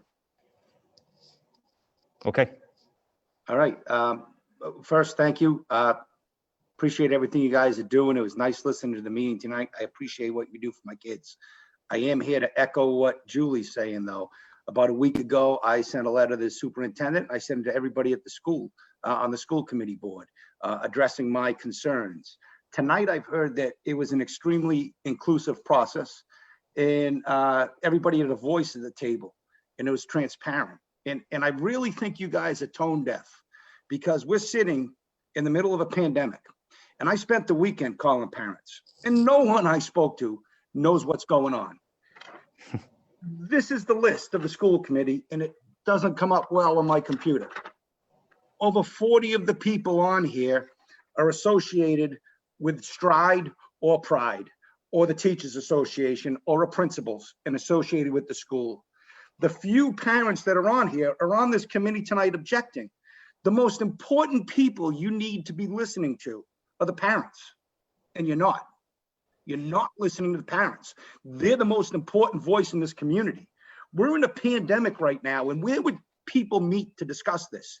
At school plays, at musicals, at sporting events, out at the beach, anywhere in town. I'm looking right now and half the people have masks on. We're not meeting, we're not talking. And then Superintendent Burkhead, who I had a nice conversation with, although we agreed to disagree, told me I needed to do more research. And my head's hurt this week, what I found out. I go online and I can pull up right now that you have two organizations. You have Stride, you have Pride, and you have MECO. Make that 3, make it 4, because you have Teachers Association. pushing these issues. And here you have concerned parents, again, on this list. The parents have been ignored. The parents whose kids are in your school system are being ignored. This is not inclusive. It's not transparent. You're pushing this through during a pandemic. I'm sitting here and I'm asking you for time. We're going to come up with a petition to delay this hiring. We're in a pandemic. Every parent I've called, and I spent the weekend calling parents and calling people that know how to organize stuff, doesn't even understand this is going on. Oh, you've sent out emails. Fantastic. It's not aware to the community. We need time to organize. Go to Stride. I walk my dog in the woods and there's peace signs hanging up. And I was wondering where it was going. I got in the Stride thing and there you go. They're giving them out for free. Go to the Pride. They have organizational skills. They're coming into this. They're pushing an agenda, and you have activists. We're parents. We're the people you should be listening to, and you're not. What do you want to delay this? We're asking for time to come together so that you can hear us as parents, because every parent, and I haven't spoken to as many people as Julie has. I've only spoken to my circle of friends, don't even know this is happening. Again, we're in a pandemic. You're all wearing masks. So what do you need to delay this to allow us to organize? This needs to go before a town meeting. It needs to go before the people. And you're pushing this through. It's not transparent. And for you to think that is completely tone deaf. You have one side that you're listening to. Again, I go back to my list. Over 40 people affiliated with groups pushing this through. 40 of this. Over it. This is not transparent. This is not, as Superintendent Burkhead said, a voice at the table. And it's not continuing conversation. We're asking you guys to continue the conversation. What do we need to do? I'll gladly tell me the number of signatures. I'll get a petition. I'm asking the school board, what do we need to do to delay this hiring so that this can be put in front of the public so that people have more time to come together and talk? No one's talking. I'm not seeing the people that I talk with. Okay, I will comment briefly on this. First of all, just because we're in the midst of a pandemic has no impact on their ability to do a hiring.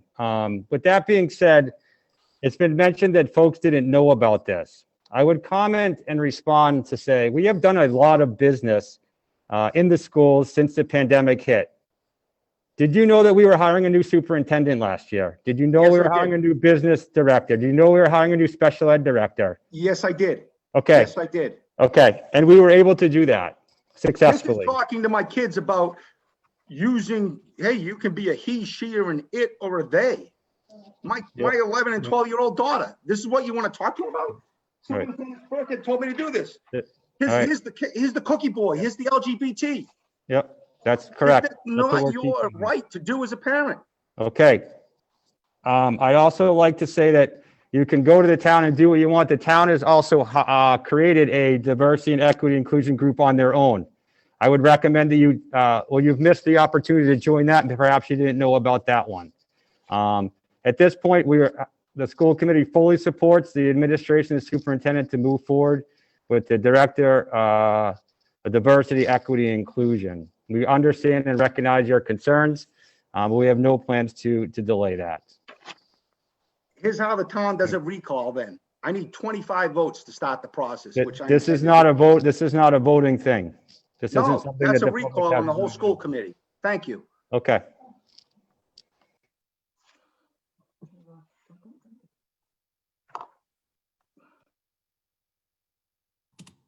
Hello? Sorry, Richard Taft. Thank you. Richard Taft, Brook Street, a student at Scituate High School. I listened to the candidates who were and read some of the transcripts when I couldn't listen.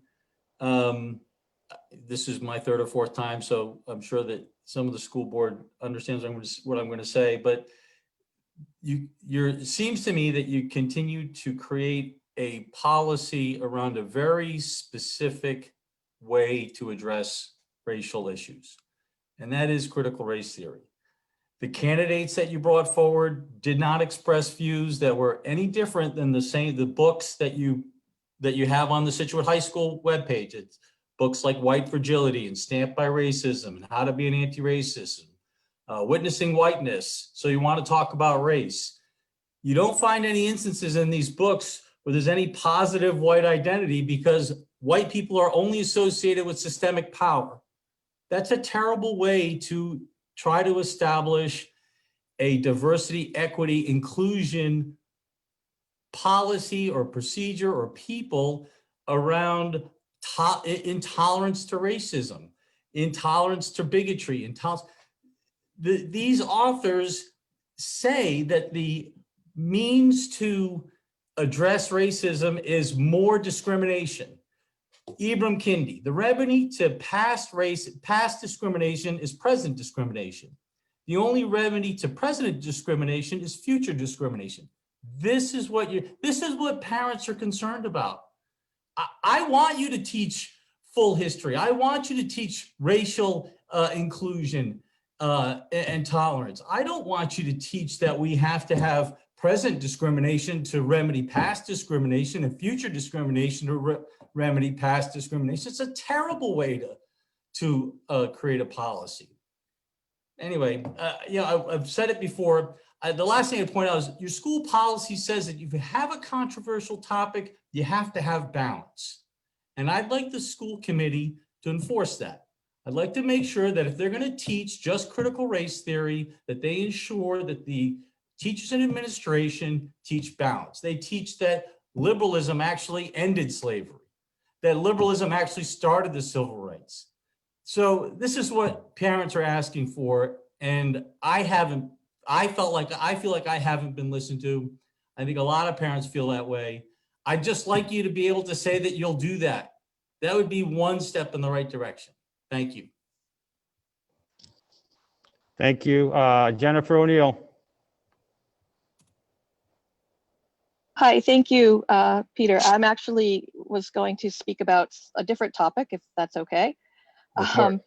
I am the current president. We know your name and address, but if you I'm sorry. Well, I'll just say it again. Jennifer O'Neill, Gannett Road, and I'm the current president of SHORE, the Scituate High School Opportunities and Resources for Education.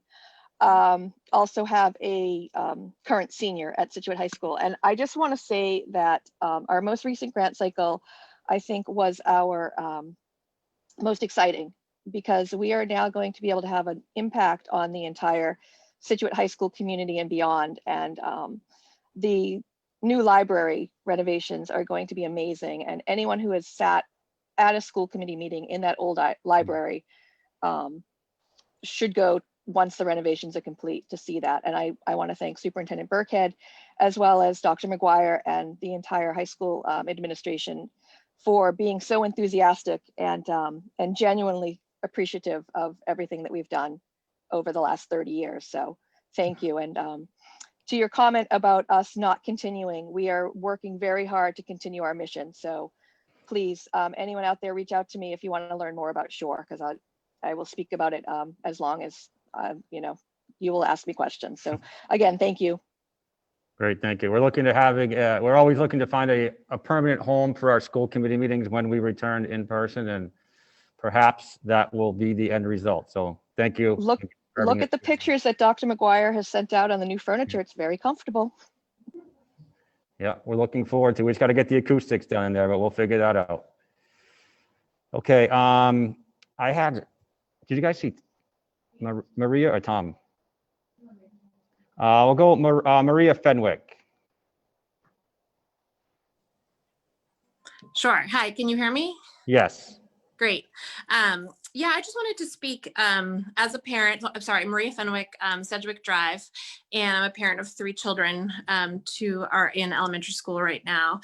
And I just wanted to speak on support of the DEI work. You know, my understanding is of the DEI position, based on my reading of the job description and having attended the parent forum, is that hire is really to begin a conversation and not end one. And so I understand that there are definitely, I'm hearing parents out there who have, objections and fears, but I think we really need to give change a chance. I think, the comment earlier about how school should be a safe space for everybody and why do we need a special, designated area within a building. It's because history has shown us that it's not a safe space for every child right now. And having been a teacher before, I can say that if a student is not feeling safe, then that's a prerequisite for learning. And so it really is the job of the administrators and the school committee to ensure that safety. And we haven't done that so far. And so I think that the DEI director and all the trainings that are going on are a very necessary step in that direction. And again, having attended those meetings, those forums, in both candidates, I felt a real desire to form relationships and an understanding that trust has to be there as this work continues, and that's trust with everybody. And so I think we need to put our faith in these candidates that they understand that and that they will try to reach out and understand and hear everyone's concerns. I don't think that anyone is planning to charge forward with wholesale changes. And so I just, I think that we just need to give change a chance. Thank you. Great, thank you very much. Tom Esch.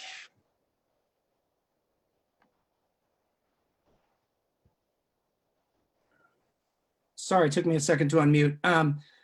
First, I just want to say that in light of some of the comments about transparency, I've been nothing but impressed by the efforts of the school committee to remain transparent throughout this process. I think that people have had every opportunity to speak up through meetings like this, and I applaud the school committee in that respect.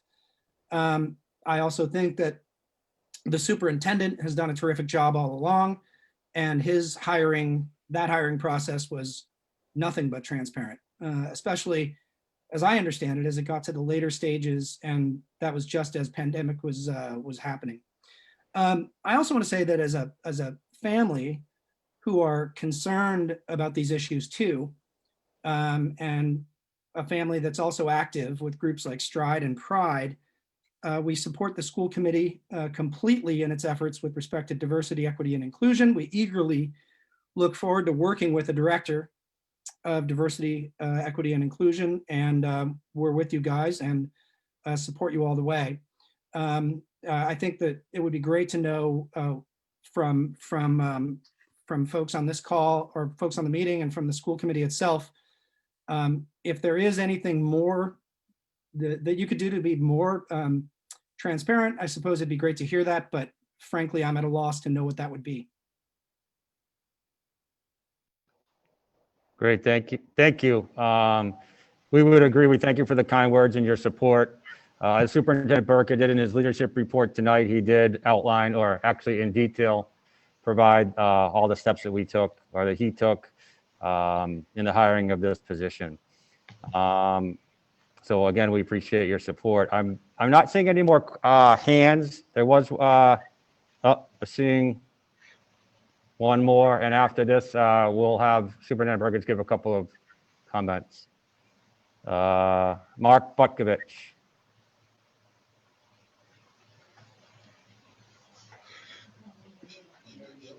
Yeah, I asked him to unmute. All right. Mark Butkovich, you had asked one question before. If you have one comment, another one, I can let you. One comment, that the two people who just spoke are both associated with Pride and Stride. They both have websites that are set up. They're both organized. All parents are asking you to do is to give us a chance to breathe and to talk to other parents and to get organized. You're coming in here with organizations that are organized. And you're not allowing parents who have the people on here wearing masks. Again, we're not at school functions. We're not at plays. We're not at musicals. We're not at sporting events talking to each other. And you say, hey, you're not involved in this. Well, I wasn't involved with the hiring of Superintendent Burkhardt because I trust people with that. Now you're talking about content of material and a curriculum I don't want you speaking to my daughter about. So again, what the people are asking, what I'm asking is for you to delay this so that we can organize. We don't have websites that are all set up, and that's it. Thank you for letting me speak again. All right, I'm gonna stop the comment there. I'm gonna let actually, I'm going to let any school committee members respond if they'd like to at this point. Ms. Limbaugh? Yeah, Ms. Limbaugh. No, I'd like to just respond to a couple of points that the parents made. There was a time when school committees were in person, nobody would show up. but they still had to do their work. And now, you know, gradually over time, more people showed up when it was in person. If the school committee had waited for an audience to move forward with initiatives to improve our students' education, nothing would get done. The notice, you can sign up for all the emails, you can get the agendas, they're sent out every week.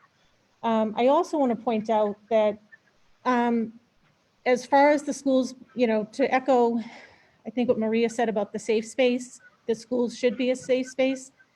You are correct, they should be, but they are not for a lot of kids in this district. They are still, they're, because of the color of their skin, because of their gender identity, they are being harassed, and we cannot ignore that. I'd also like to, you know, make a comment on how, you know, we need to listen to the parents. We also need to listen to the kids. And that's what brought this about. The kids are the ones that do not feel safe in the school. That is why we would move forward with this initiative. They're the ones in the schools being harassed. You know, comments are being made to them, racist comments, sexist comments. This is what this is for, the kids. That's all I have to say. Thank you. Thank you, Ms. Lamblom. Well said, Janice. And I To will echo, say, go ahead, every Ms. Bernardini, go ahead. We meet regularly. Our meetings are posted. We've been talking about diversity, equity, inclusion, and racial injustices in our schools for our students, staff, faculty pretty regularly since March, or maybe even, well, a little bit in March leading up towards May.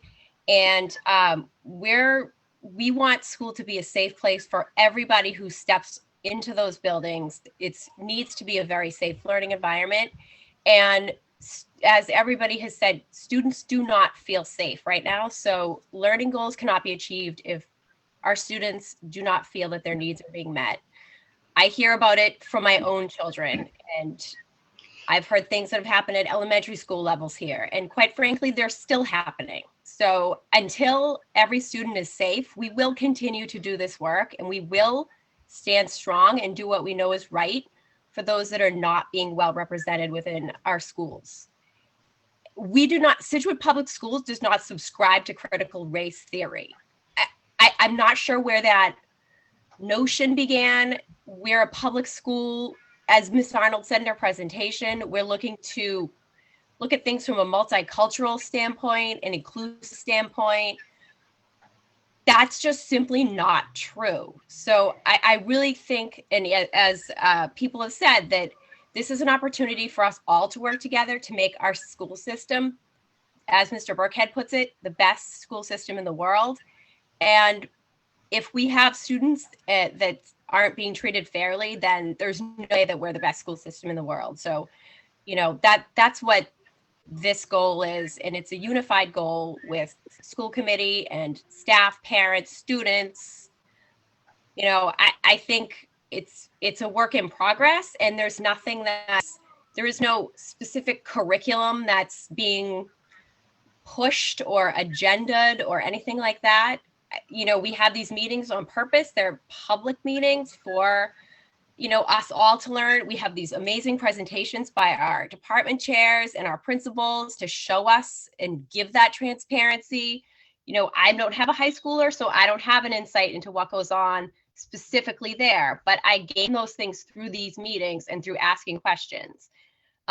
In terms of the clubs and things, especially at Gates, to my knowledge, you need a code to get into those clubs. I know my son needed a code to get into a club. Maybe we can get some clarification on that.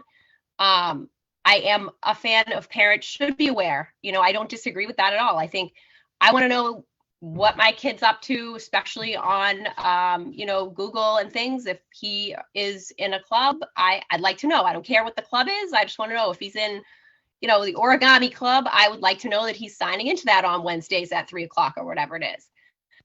So maybe we could get a little clarification on how that process works for kids and clubs that they may join and what permissions are needed or necessary. But I fully support and will continue to support all this DEI work in the district. Great, thank you very much, Ms. Brandolini. And I think that it's also, as Ms. Brandolini said, we're looking to make schools a safe place. And it's great that if you're a mom or a dad whose kids have not been offended or not felt useless or worthless or offended, you're lucky. But many folks out there do not feel that way. And we all need to recognize that. Whether it's your religion, whether it's your race, whether it's your sexual orientation, whether it's the color of your hair, whether it's a number of fingers on your hand, everyone is different. Everyone deserves to be safe. And again, you should feel lucky, I guess, if your kids haven't been through this. But at some point they will, and you'll be thankful that we have this position. I'm not going to call on those folks that have already had the opportunity to speak. I should have had our protocols in this on the agenda before this particular comment section, but I will call on those that have not yet had a chance, and for some reason it's not keeping order. I believe Stephanie Burke, you're next. Hi, Hi. my name's Stephanie Burke. I just Just your wanted- address or your... Oh, sorry, 93 Marion Road. Okay, thank you. I just wanted to say that I am a member of Pride. I've been involved with Stride as well. As far as response goes and organizing, I don't know how much time was needed to hear that people were hurting or children are hurting for me to figure out how I could lend a hand and help someone out. But I got on board, and it took me less than a few days or a few weeks to sit there and organize. But I do understand that people are concerned and don't quite understand that people are being excluded or people are being hurt by the lack of opportunity. And I'm a mom here in Scituate.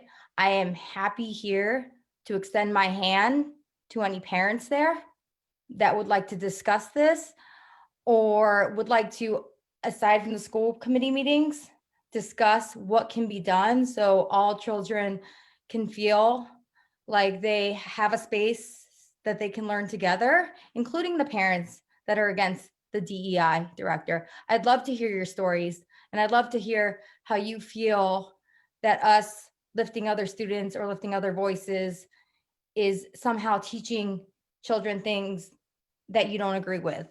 I think that if the more that we can come together and discuss things, the better opportunities we have to learn from each other, so that all of our students and all of our children can come together and be lifted up. So I just wanted to extend that opportunity out there for the people that feel like this is some sort of organization or some sort of, thing against people. All we want to do is for kids to be able to have the same opportunity at learning. So if anybody, I'm happy to put my email in the chat. Miss Mark, anybody, Richard, anybody who else has spoken, we can chat. I'd love to hear your stories. I'd love to hear your concerns. I think there's a lot we can learn from each other. So I just wanted to extend my hand out there so we can continue this path together, so our children can come together and we can move forward as a community. Great, thank you. The only thing I mentioned is the chat function is we've turned that off. I'm not sure if there's a way to communicate your personal email differently, but perhaps you can reach out to them directly, or they can to you. Thank you. All right, next is going to be Luke Hanley.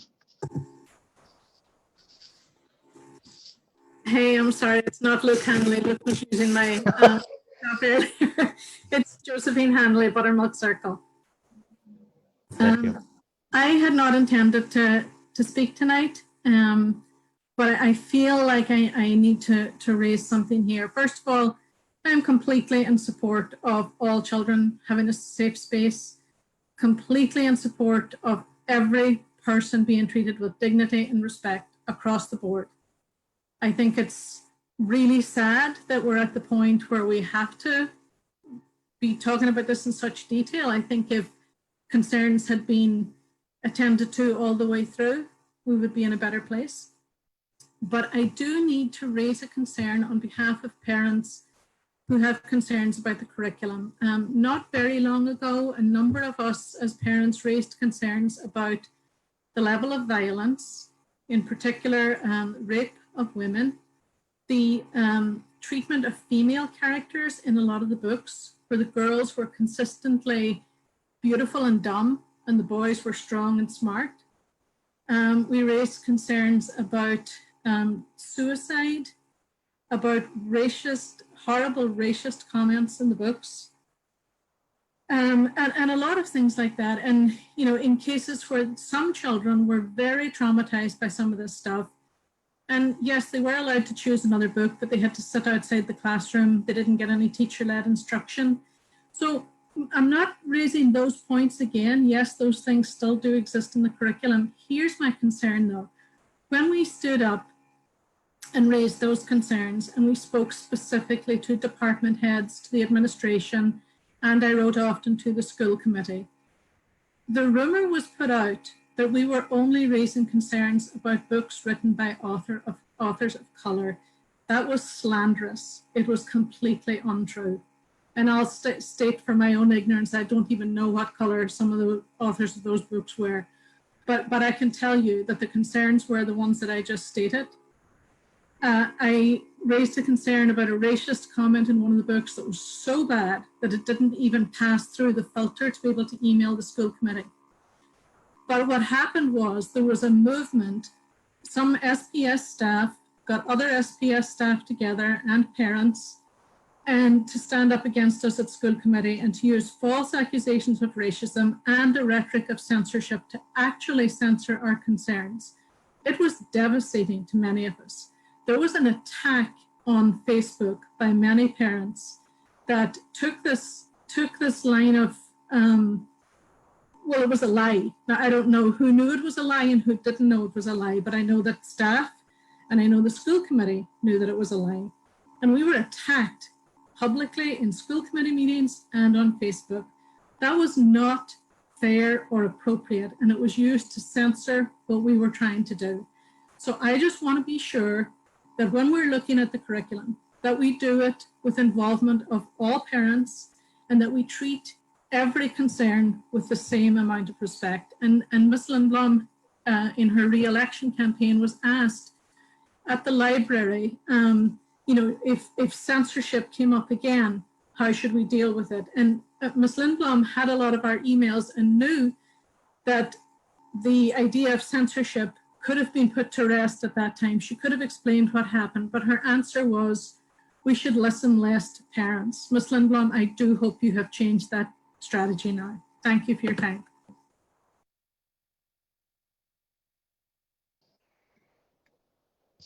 Thank you. Next is Meredith Laban.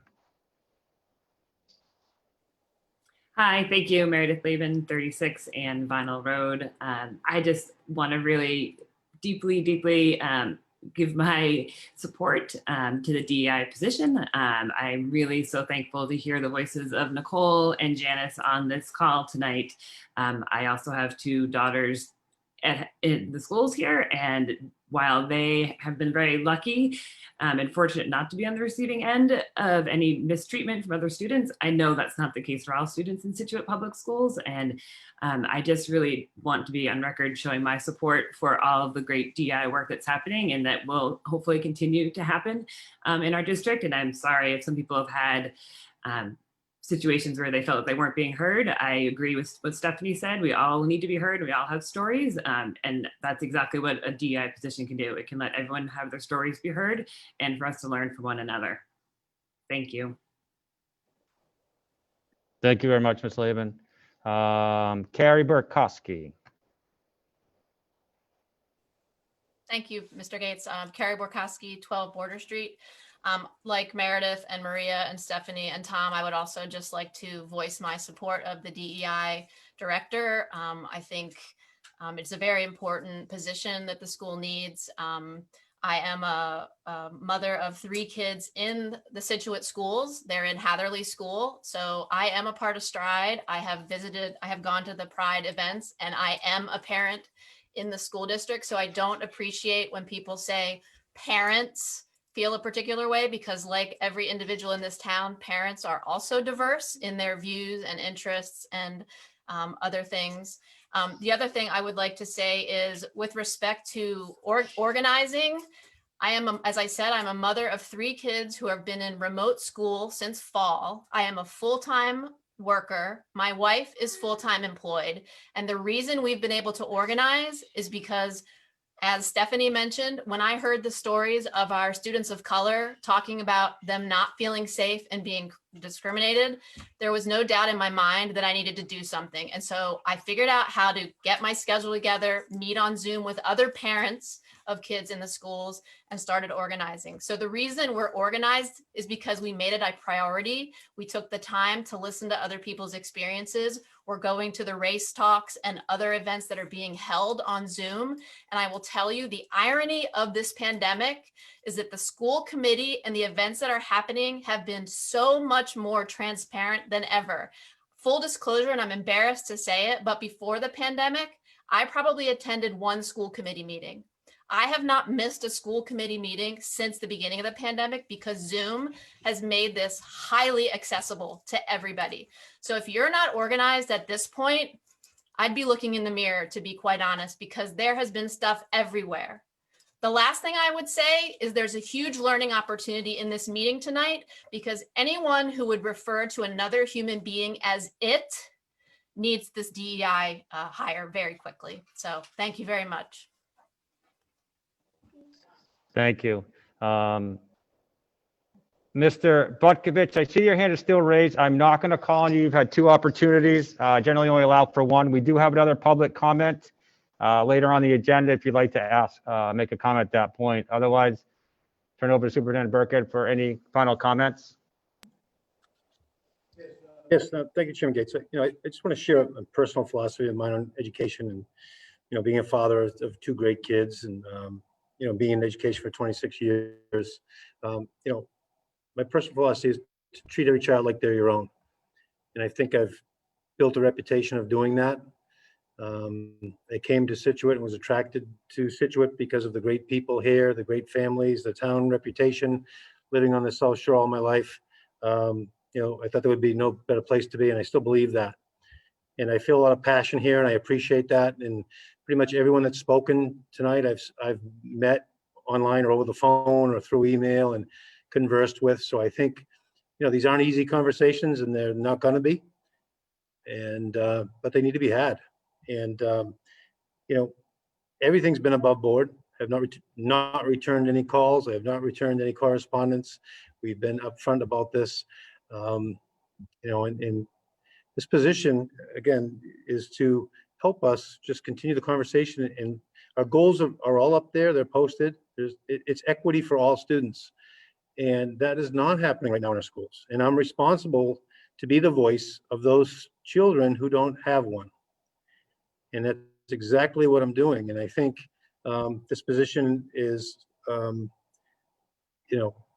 think right now it's to support us. It's to unify us. Nothing more. There's no hidden agenda here. Everything's above board. If you want to know the curriculum, and I've shared this with everyone that's spoken tonight, you have access to it. There's nothing to hide here. So I think it's important that we move forward with the position. I think at this point it's become symbolic. Hearing a lot of the conversation tonight, it's really not about the person or the position. It's about the fear of what that position brings. And I'll be very clear that it's just to bring equity. In coming here and researching the data of discipline last year into this year, the number of pretty serious racial incidents in our schools is more than I've seen in my 26 years of education. And it's alarming. And for me to have meetings with those that have been on the other end of it, again, I haven't been. It was eye-opening to me to meet with those students and their families and to see and hear the fear after the first couple of incidences that they literally didn't feel physically safe coming to our schools. And I had never heard a student or a family member say that before that. So we have work to do, okay? It doesn't mean we're not a great school. And this position isn't come in to rewrite our curriculum or to trick anybody. It's simply to come in and to support what we're already doing. It's one small piece of the puzzle. Okay, so it's not a conspiracy. We're not teaching critical race theory. that was introduced by a few speakers tonight, it's just not true. So I want to make that very clear. Our curriculum is available for anyone that wants it. And, I agree with Ms. Hanley. Our curriculum should be, very transparent like everything else. We've been priding ourselves on the transparency and communication. And we will continue to do that. But we'll also continue to do what's right for our kids. And that's, at the end of the day, is my job, what I was hired to do and what I'll continue to do. And it will also be to,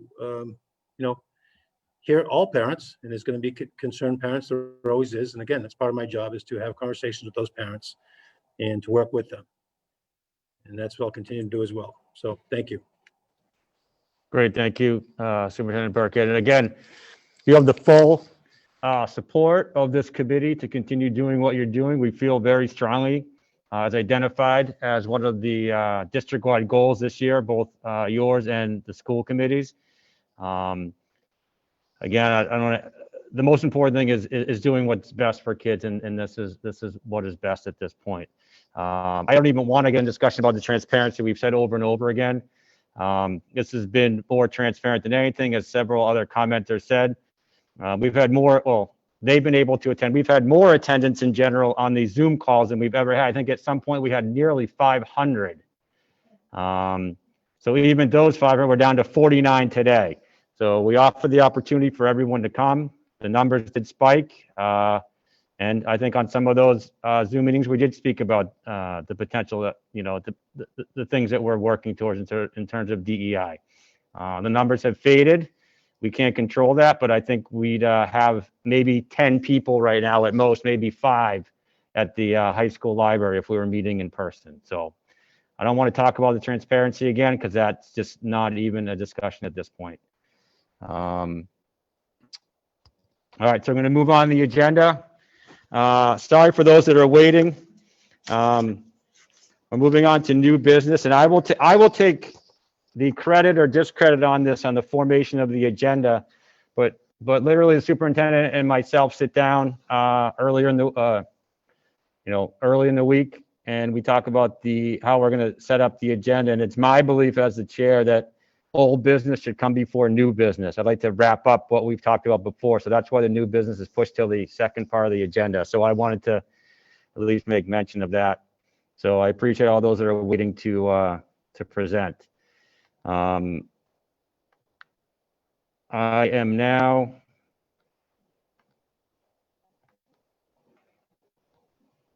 going to share my screen. This is the school committee operating protocols. It is new business, but technically it's something that we started. Again, we attended a workshop in, I think it was August, and we determined that the Scituate Public Schools School Committee did not have any operating protocols. So Ms. Brandolini primarily, and I, to some degree, worked on this. I don't want to bore everyone with it, but for the most part, it identifies how we should I guess really be acting as a school committee. I'm going to read through it quickly, and I know this is technically a first-time read, but if I have a motion at the end, we can vote this.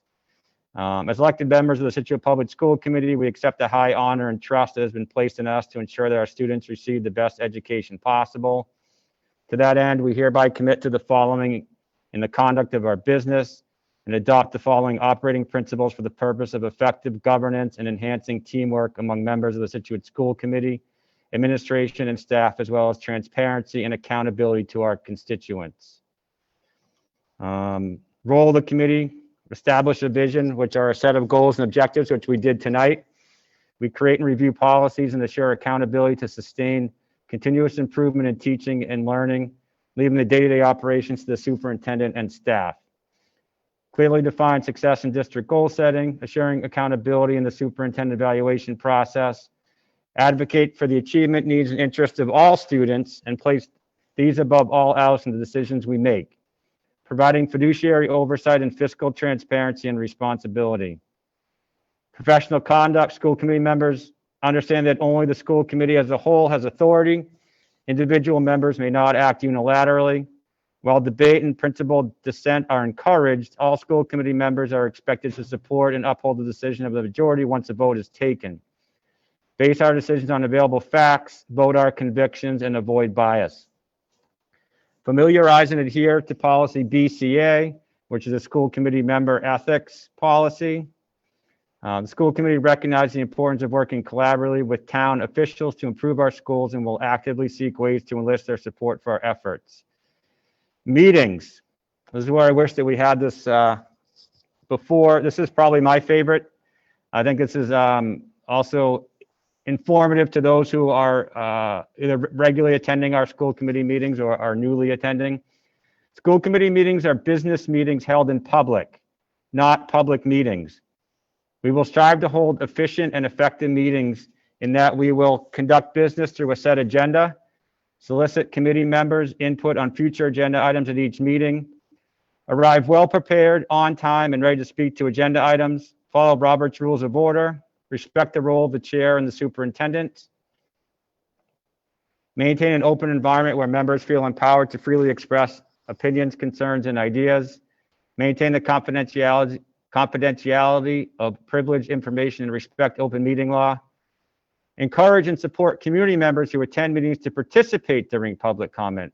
Note, the intent of public comment is not meant to be a Q&A session. Recognize the importance of honoring our norms and beliefs and agree to take responsibility for respectfully reminding one another if we get off track. Communication. Recognize the importance of proactive communication. Agree that there will be no surprises.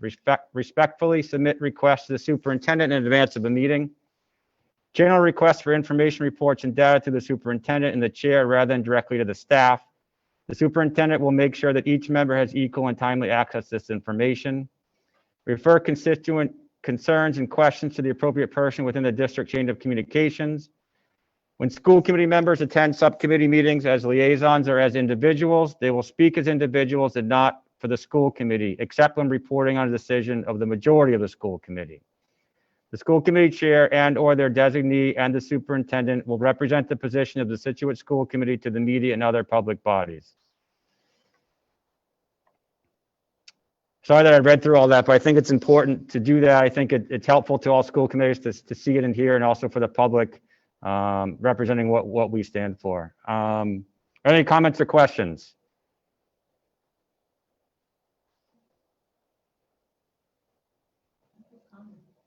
Go ahead. Thank you to Mr. Gates and Ms. Brandolini. That was extremely thorough. No, I think it does a really good job of spelling out what what we need to do, what we do in the meetings, and what our purpose is. So thank you. And yeah, again, Ms. Burnley did the majority of the work, but again, the workshop that we went to, MASC provided us with a variety of other local school committees protocols and basically took the best ones from each and made our own. If there are no other questions or comments, and if you guys are comfortable, I entertain a motion to approve those. All right, I'll make a motion to accept the school committee operating protocols as presented. Motion by Ms. Lindblom. Second. Second by Mr. Long. Roll call vote, Ms. Brandolini. Yes. Mr. Hayes. Yes. Gates, yes. Lindblom. Yes. Mr. Long. Yes. Motion passes unanimously. Thank you. That was long overdue, and I apologize for it, but we're now caught up to date with the goals and the protocols.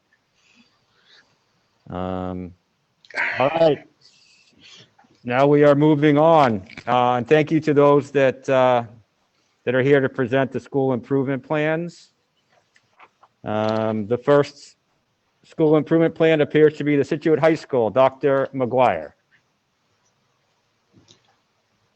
Thank you so much.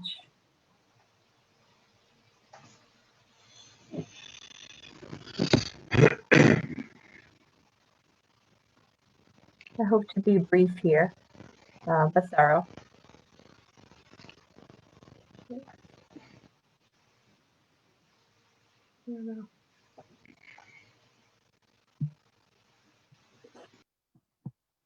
So with my school improvement, with my school council, we developed 2 goals for this year that echo the goals I think of Superintendent Burkhead, of myself, and of our teachers as well. The first being around safe and strong reopening. And that was really to react to, respond to, and continually evaluate the effective plans, procedures, and operational systems to address the full range of academic safety, social, and emotional needs of students. The thought behind this is that some students need more support with their time management or social emotional support through hybrid and remote learning models. By developing more opportunities for this support, students have access and entry to supportive conversations, relationships, experiences to support the hybrid and remote academic success. So we talked about having many goals, and some of them we have been working on already. Really, this came from the results of our survey, and talking about how we can do things better now that we're open and working in the hybrid and remote models. Our action items are to implement a remote academic mentoring program. We have had the AMP program during H block for several years now. We've just started in Q2 implementing this program remotely for the students who need it most academically.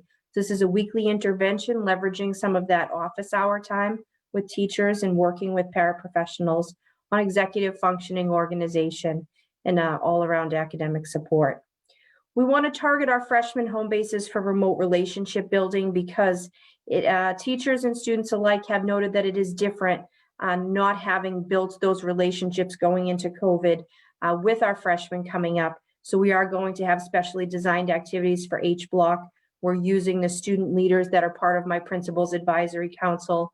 We're using the results from our peer data and working with our freshman counselor, Ms. Kamani, to bring specially designed instruction and team building to that group so that they can feel that sense of belonging and that camaraderie that comes with having the same H block for 4 years. One of the things our families brought up a lot is this idea of you're not alone in this, the social emotional wellness messaging for teens. This is a tremendously difficult time for our teenagers.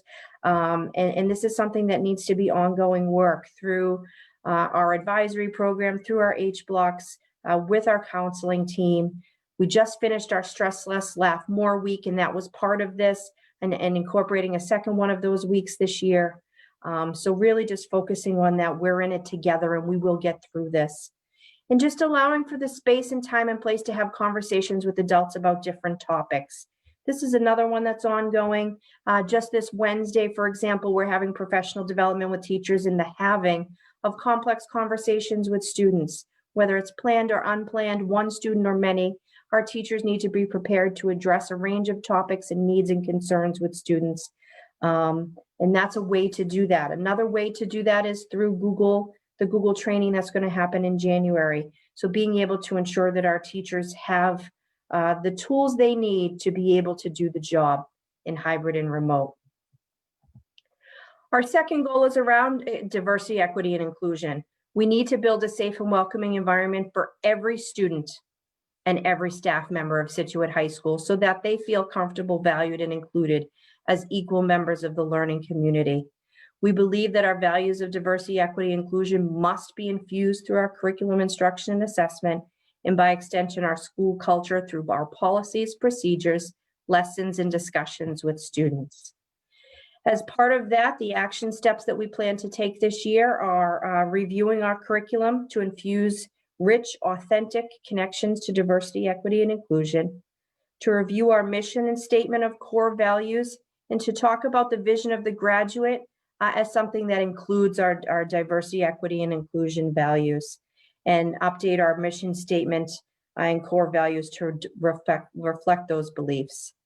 We want to increase the trust and two-way communication surrounding incidents of hate and bias to ensure all members of the community feel safe to report incidents and to support victims. This is some policy work that we'll be doing both in our handbook as well as the work we do through the process of investigation and discipline. We want to have teacher professional development to increase the comfort and skill in having complex conversations. Some of those conversations surround race. Specifically, we've had some issues at the high school, and teachers are very concerned about saying the wrong thing. And we want to just increase their self-efficacy in calling out things that are said or things that are done that are wrong in class, marking the moment for that, and then being able to move forward with their group productively. We want to look at our handbook. That's something that's ongoing to reflect our values and develop a protocol for handling incidents of hate and bias. And again, part of this is the communication to all stakeholders. That is ongoing. We work through our weekly newsletters, increased conversations around school culture, our community events. We've had the One Community, Many Stories first event, and we have the second in February. It's really about being ongoing, having parent coffee hours and inviting parents to have these conversations with us, because we have to partner to be successful in this area. That's it for the 2 goals that we have at the high school. Very tall order. We're very excited to have the school improvement plan, to be able to share this out to our school community, which will happen after the school committee approval, and to be working as we are on them this year. All right, thank you, Dr. McGuire. Mr. Gates had to step out for 1 second. So before we vote, I will ask the committee if there are any questions for Dr. McGuire.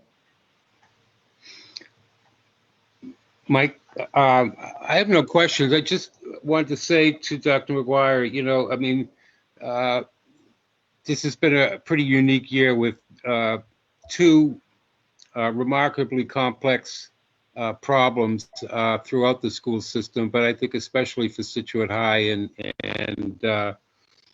I want to commend you and the student council and the school council for addressing 2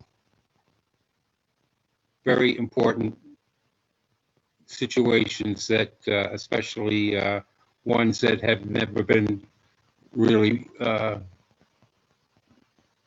felt or experienced at any school level, but especially at Scituate High. So I want to commend you for that. Thank you.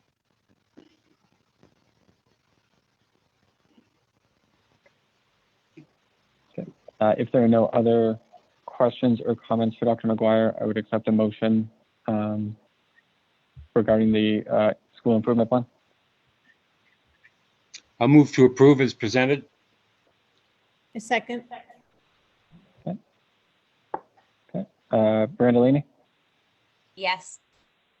Hayes? Yes. Lindblom? Yes. Long, yes. Okay. Thank you very much, Dr. McGuire. And as Mr. Gates had said, we appreciate you hanging on this late to present this, as well as Thank all you of all. our principals. Thank you. We're excited to work on this. Next up is the Gates Middle School Improvement Plan. Mr. Beatty.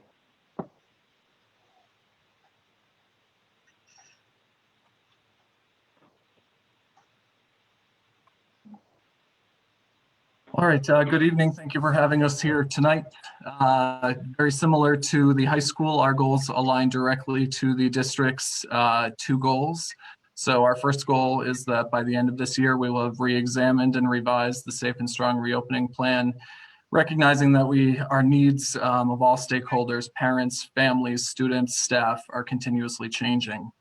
One of the big action steps that we've taken this year, over the summer, we developed, or we all took part in the development of the plan that we're currently living in right now.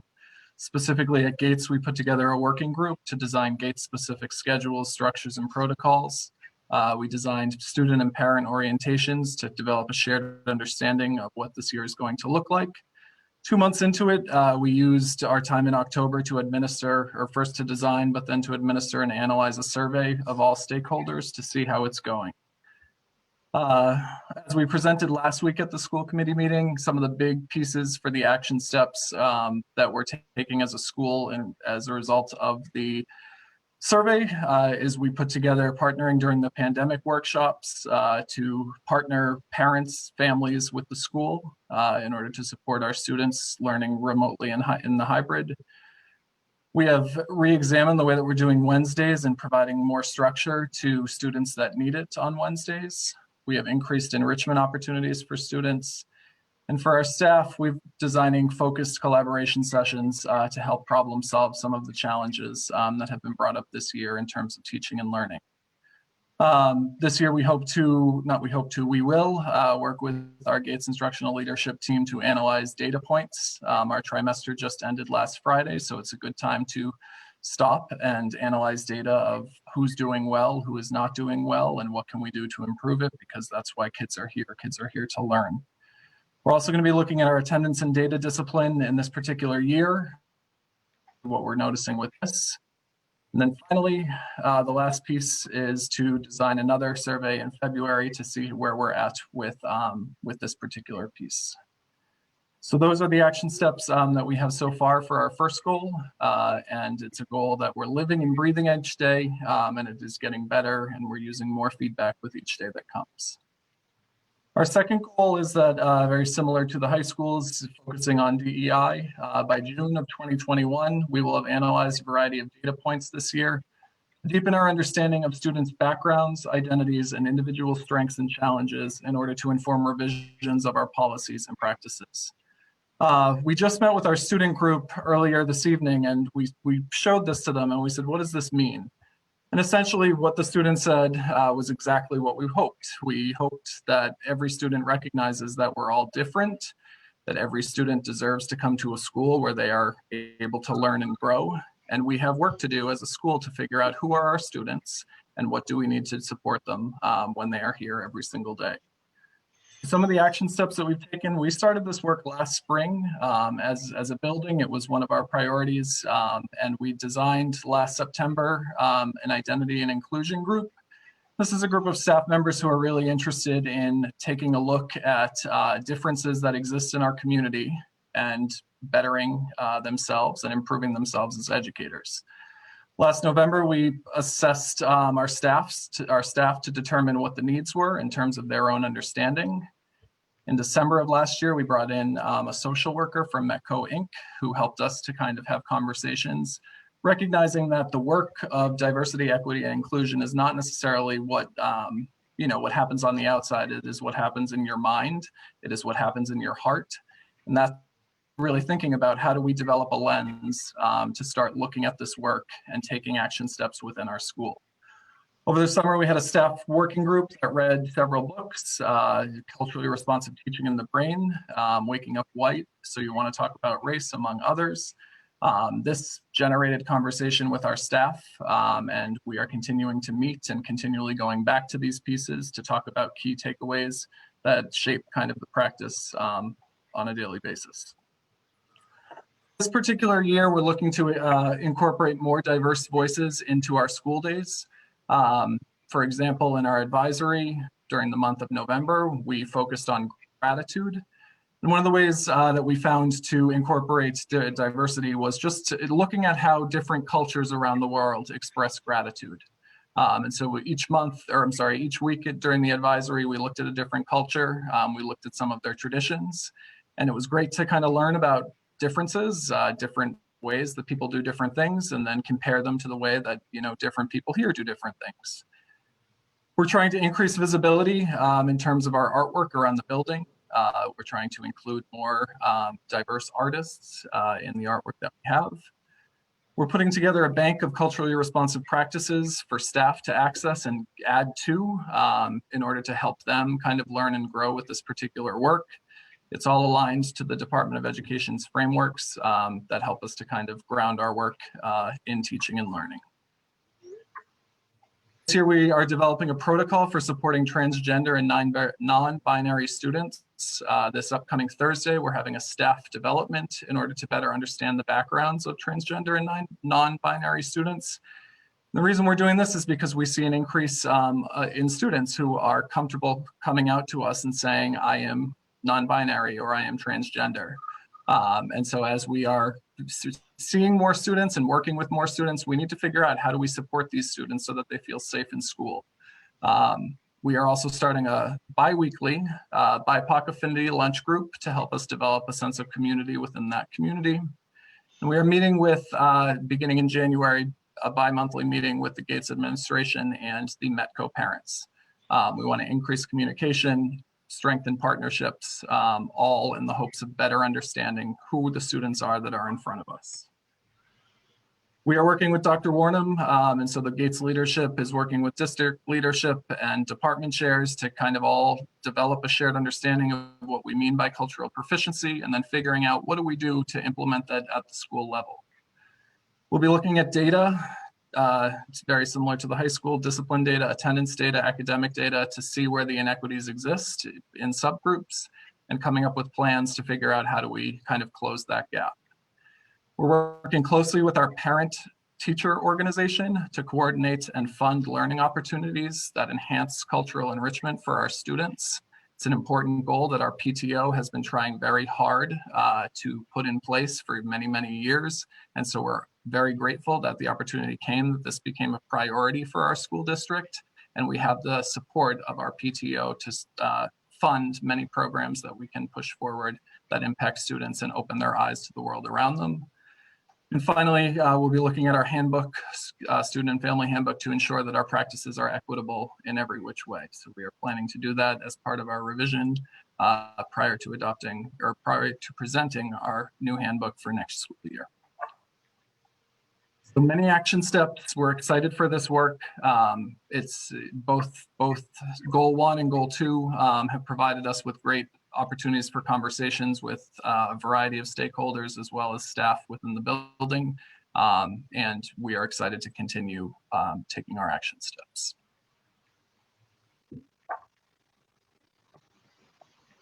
Excellent. Thank you very much, Mr. Beatty. And just to let you know, I did not untangle all those cords. I couldn't figure it out. So I'm still good. I still have some power.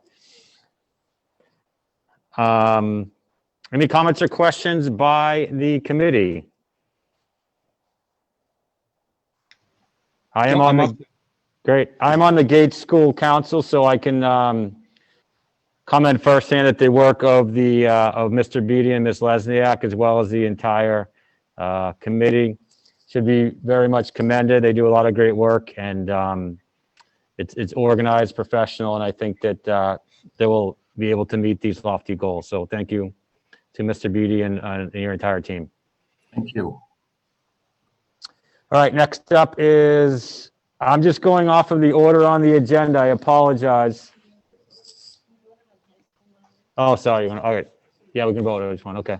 I have a motion on the middle school improvement plan.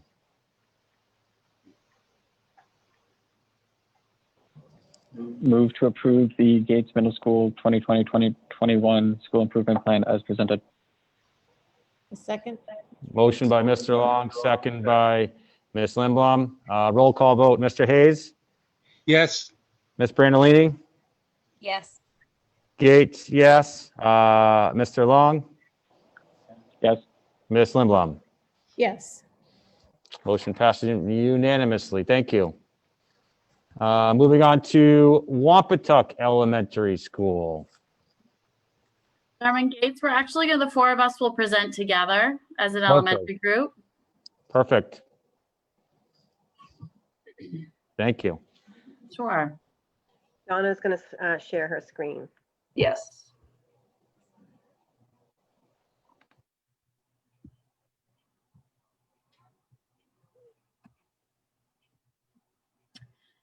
So the work we've been doing, we are striving as 4 elementary schools to come closer together, but also while preserving the culture and character of each of our buildings. So as we present, we want to share with you our consistencies and efforts to do that. But again, we do acknowledge how each building still have their own character and special culture within their building.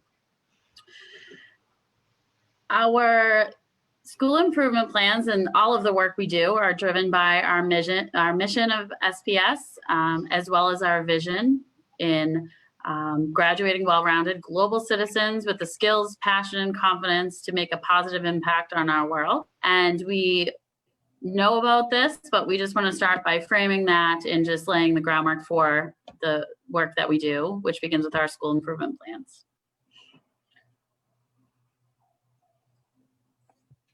Just to quickly review the process. So as you've heard tonight, you've seen a lot of consistencies through the school committee goals.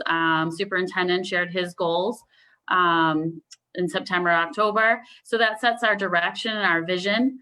Then we go through, we assess our needs as a district at different levels.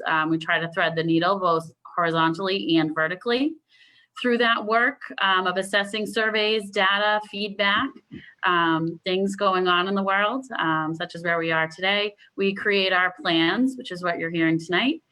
Once those are approved, we follow through with the implementation of those plans through our action steps, and then throughout our school improvement process, monitoring the work, adjusting and feedback as necessary, collecting that to move the needle, so to speak, and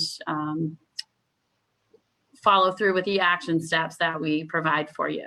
I will now turn it over to Donna Moffett of the Cushing School to share our first goal. Thank you, Principal Long. Our first goal aligns with our secondary colleagues and as well as our Superintendent Birkin with the school committee goals, is that we're re-examining our safe and strong reopening plan so that we can continually meet the changing needs of our students, staff, and our families. This has been ongoing work that we're doing at each elementary school. We do a lot of planning and coordinating and having a lot of conversations of what our similar trends are and also what our building specific trends may be so that we can address it from all fronts. Some of the commonalities that we did find in our action steps for goal 1 is that, we are going to deliver standards-based curriculum both in person and remotely that focuses on student engagement. So we'll continue to do that as an action step with review with our teachers and with our curriculum coordinators and with each other. We remain focused on our academic growth for all students, and we're prioritizing the social and emotional well-being of our students. That is, continuing the professional development of our staff and being able to work with our children and our community on a case-by-case basis for any needs that might be identified and supported. We implement consistent procedures to support a safe and learning environment for all, and we've developed and implemented the surveys designed to collect feedback regarding all of the instructional models. We will continue to gather as much data as we possibly can to continue to make our hybrid and remote models the best that they possibly can be. And I believe it is Principal McKillop, Principal Ward, or is it Principal Reardon who's going to be handling the next one? It's me. Thanks. You're welcome, no problem. So our second goal aligns, as you have seen, through the secondary goals as well as superintendent goals. And really, it's going to be a focus on DEI. Some of the action steps that we will be doing at our schools in order to reach this goal will really focus around professional development. First, the professional development that the leadership team is currently participating in is being used as a foundation as we begin to work with staff. During staff meetings, we have been really focusing on cultural proficiency. And I know a lot of talk has been this evening about using the race lens to some of this work, but really we're trying to have cultural proficiency for all, understanding what cultures all children come from and meeting them where they are so that they can fulfill their potential. In our curriculum, we really have the goal of using mirrors and windows. We want our curriculum, we want students to be able to see themselves in the books and the lessons that we're using, as well as the windows on the world around them, and helping them to understand all different cultures. In order to have the difficult conversations or be able to have conversations with kids, we really want to strengthen our social and emotional learning. And currently we use an open circle model. We'd like to strengthen that so that that is the place that kids feel safe. That is the place that they can talk with their peers as well as their teacher. And a lot of these lessons can be delivered. And our last action step is really to bridge connections with our community, to continue transparency and communication so that we are working with our community, with our parents, with all of the different groups and moving all of SPS forward in these actions of DEI.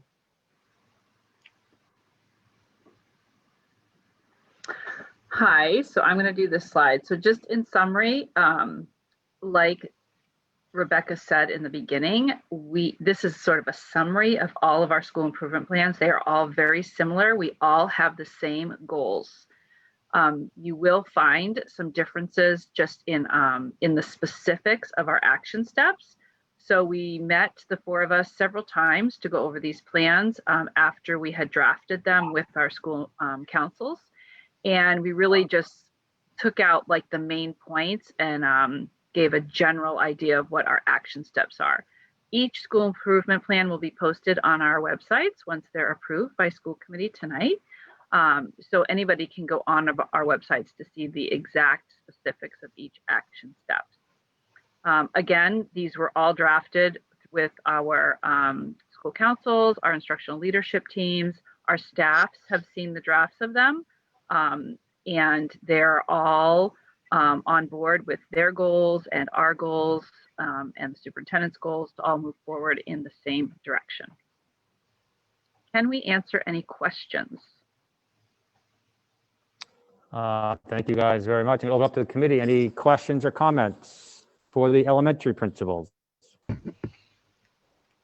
Well, I'd just like to repeat, Pete, what I said to Lisa McGuire, to all the principals who are working on these improvement plans, especially in these difficult times. I know it's just an amazing time, and appreciate all the work that the principals, the school councils, and the staff are doing for our kids. So I think we're doing amazing work for our kids, and I appreciate it very much.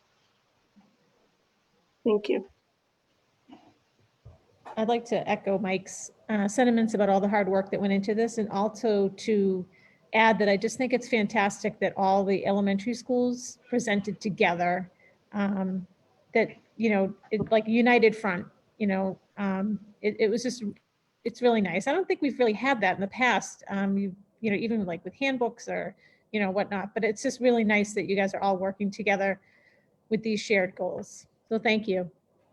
Thank you. You're welcome. Yeah, I would echo what Ms. Lindblom said. I think I mentioned at the last meeting too, when you guys were asked to present, you all are presenting together. And I know that one of the goals of the district is to align all the elementary schools. So this is just another step in that direction. So thank you for doing that. And again, thanks to all the principals couldn't do it alone. They have a lot of support behind them, including, as I mentioned, their school councils, other folks behind, and obviously the teachers that need to deliver this. So thank you all. If there are no further questions or comments, I would entertain a motion. I think that we can do it all in one. I'll leave it up to the motion maker. I'll move that we approve the elementary school improvement plans as presented tonight. Motion by Mr. Hayes. Is there a second? Second. Second by Mr. Long. We will do a roll call vote. Ms. Brandolini? Yes. Gates, yes. Lindblom? Yes. Mr. Hayes? Yes. Mr. Long? Yes. Motion passes unanimously. We now have school improvement goals for all of our schools. Mr. Burkhead, there you go. School improvement plans. Good stuff. Thanks again for doing that. I think that continues to move us in the right direction. So our students have the best education possible. So thank you again to all those that are involved or were involved. This is the second and final opportunity for public comment. If you do have a question, please raise your hand and I will call on you. Please be sure to identify yourself with your name and address. If you don't feel comfortable, please state your school affiliation. Mark Butkovich. Hi. Yep. Thank you again. I don't want to address going back to the situation, but I commented early, and then there were a number of things, people who spoke. And I guess what is getting missed is that people speak about their children and they say, well, my children's ostracized, my children doesn't feel this, we need a safe space. Today, when I put my daughter on the bus, I asked her a simple question. I asked her a favor. I said, Blythe, please say hi to somebody, get a new friend. My daughter's very shy. She doesn't have friends. I see Principal Beatty on here. A couple weeks ago, we got a call from the a counselor's office, and my daughter written on how you feeling, and she wrote down abuse. So the counselor called us, me and my wife, and said, hey, are you abusing your child? Well, like, what's going on? And then my daughter quickly clarified. It's like, it's not my parents. It's at school. I'm getting abused by children. So for these people to come on and say, like, my children's oppressed or my children needs a safe space, that's not, I'm in their corner. Like, my heart bleeds to have to ask my daughter that. And I ask her, hey, you got any new friends? Hey, who do you speak to at school? She has a very small group of friends. She's shy. And this year, none of them are in a group. And she met one girl, her name's Hannah. But she just pulled herself out of school because her mother has cancer and there's COVID. And this impression that I sit here and they're like, my daughter's some popular girl and my daughter has no issues. My heart bleeds for my kid, as I hope every parent does. I'm not attacking people. I'm not sitting here saying, oh, my kid's life is great. It isn't.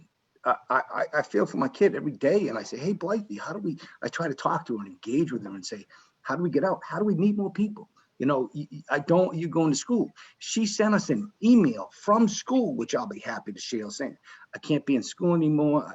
I don't want to be here. And so this impression that I get from other people after I spoke that, hey, life's great. My kids have tons of friends. It's not true. It is not true.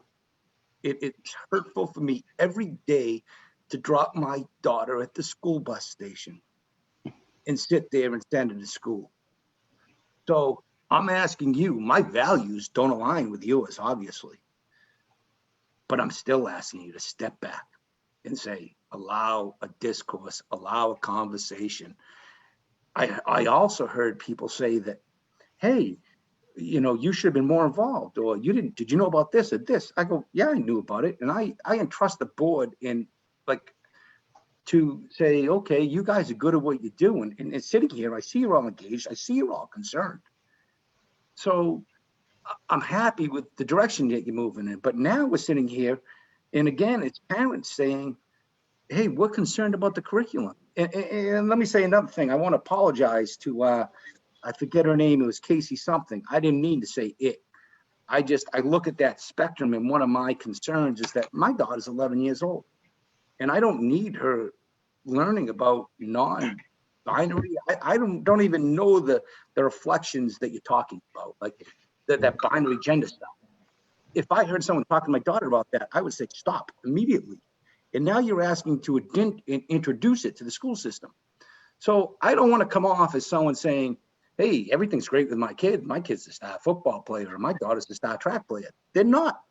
I literally asked my daughter today, please say hi to one person. One. Come home with a name for me. Don't think that my daughter, I'm not looking for safe space for her. I'm asking for her to just try to incorporate herself in the school. And now you sit here and you say, well, we need this, or we need that. Again, I'm asking you to postpone this.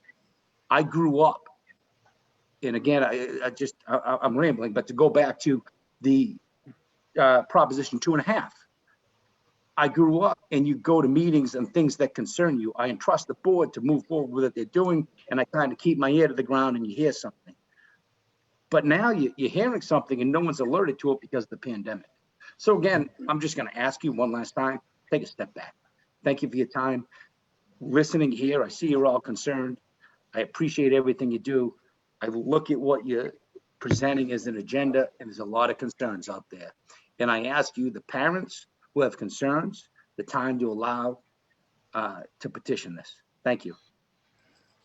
Thank you for your comments. I'll just respond and say, I think that, we try to keep personal, student and so on off of school committee. However, I think that your daughter will directly benefit by the addition of the director of DEI.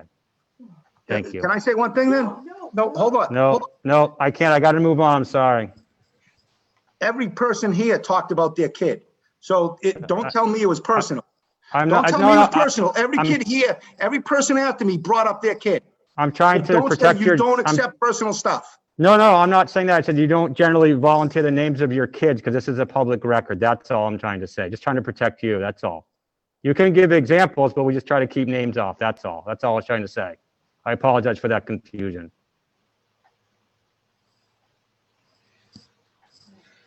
Okay. Richard Taft. Mute. Okay, I'm on mute. You can hear me, Mr. Yep. Gates? Yep. Chairman Gates. Look, I want to, there were a couple people said, I think the superintendent did, and Ms. Brandolini said, our curriculum is not headed to be based on critical race theory. You don't see it anywhere. I'm paraphrasing, so if I didn't get your word exactly right, I think you get the intent of what I'm trying to say, though. And the point I would make is the 5 books that are on the Scituate High School DEI reference, you go to their website, you find DEI. All 5 of them, they don't say critical race theory, the ABCs for high school kids. They're the titles of the books that I read out. They're all based on the concepts of you're an oppressor or you're an oppressed. So you guys are really smart. You must know this.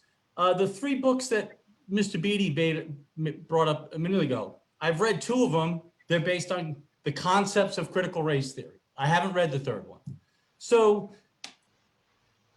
be honest, the books that you've put out there that are supposed to be the references for parents to go read, all are based on critical race. They're not based on anything else. They're just based on those concepts.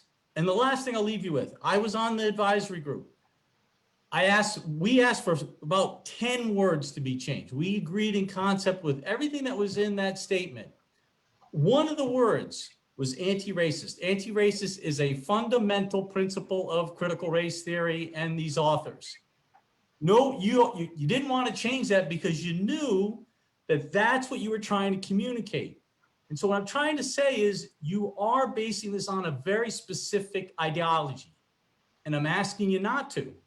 And a lot of parents are concerned about that. And if you really mean what you said, which is it's not supposed to be on one ideology, you should be able to find some books that are based on something other than critical race theory. You should be able to use some words that are based on something other than critical race theory. Thank you. Thank you. Next, Stacy Kaplinger. Hi there. Can you hear me okay? Yes, just your name and address, please. Hi, Stacy Kaplinger, 43 Stearns Road.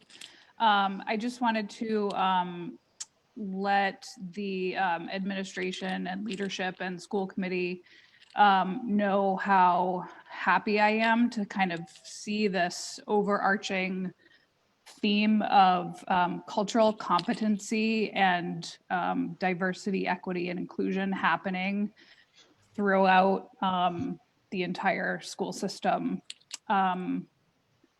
If there's anything that I want my kids to end up being, it is empathetic and compassionate and culturally competent. And I'm really proud of the work that's happening here in Scituate, and I support it fully. And bravo! Thank you. Thank you. Stephanie Burke. Hi, again, 93 Marion Road. I want to echo Richard Taft's comments. I do think it was a mistake to list those books and reference things such as critical race theory.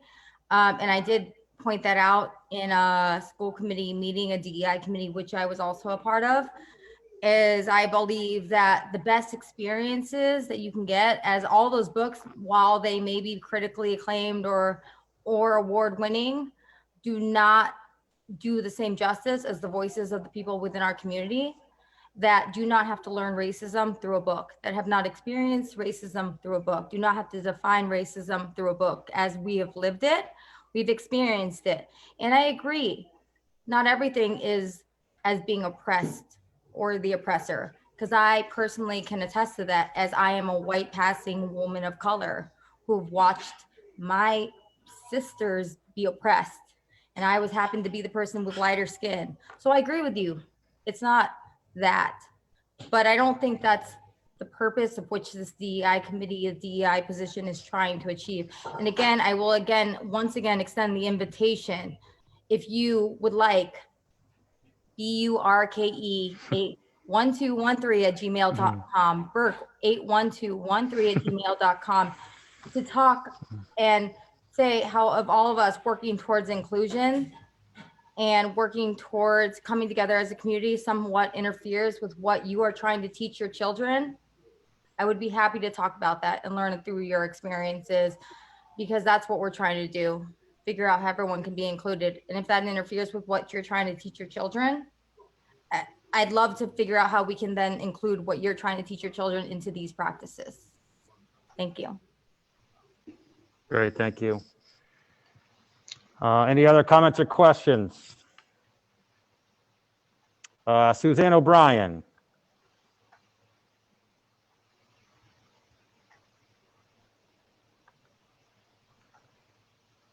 Suzanne O'Brien? Hi, sorry, I had trouble unmuting there. Suzanne O'Brien, I have children at Cushing School.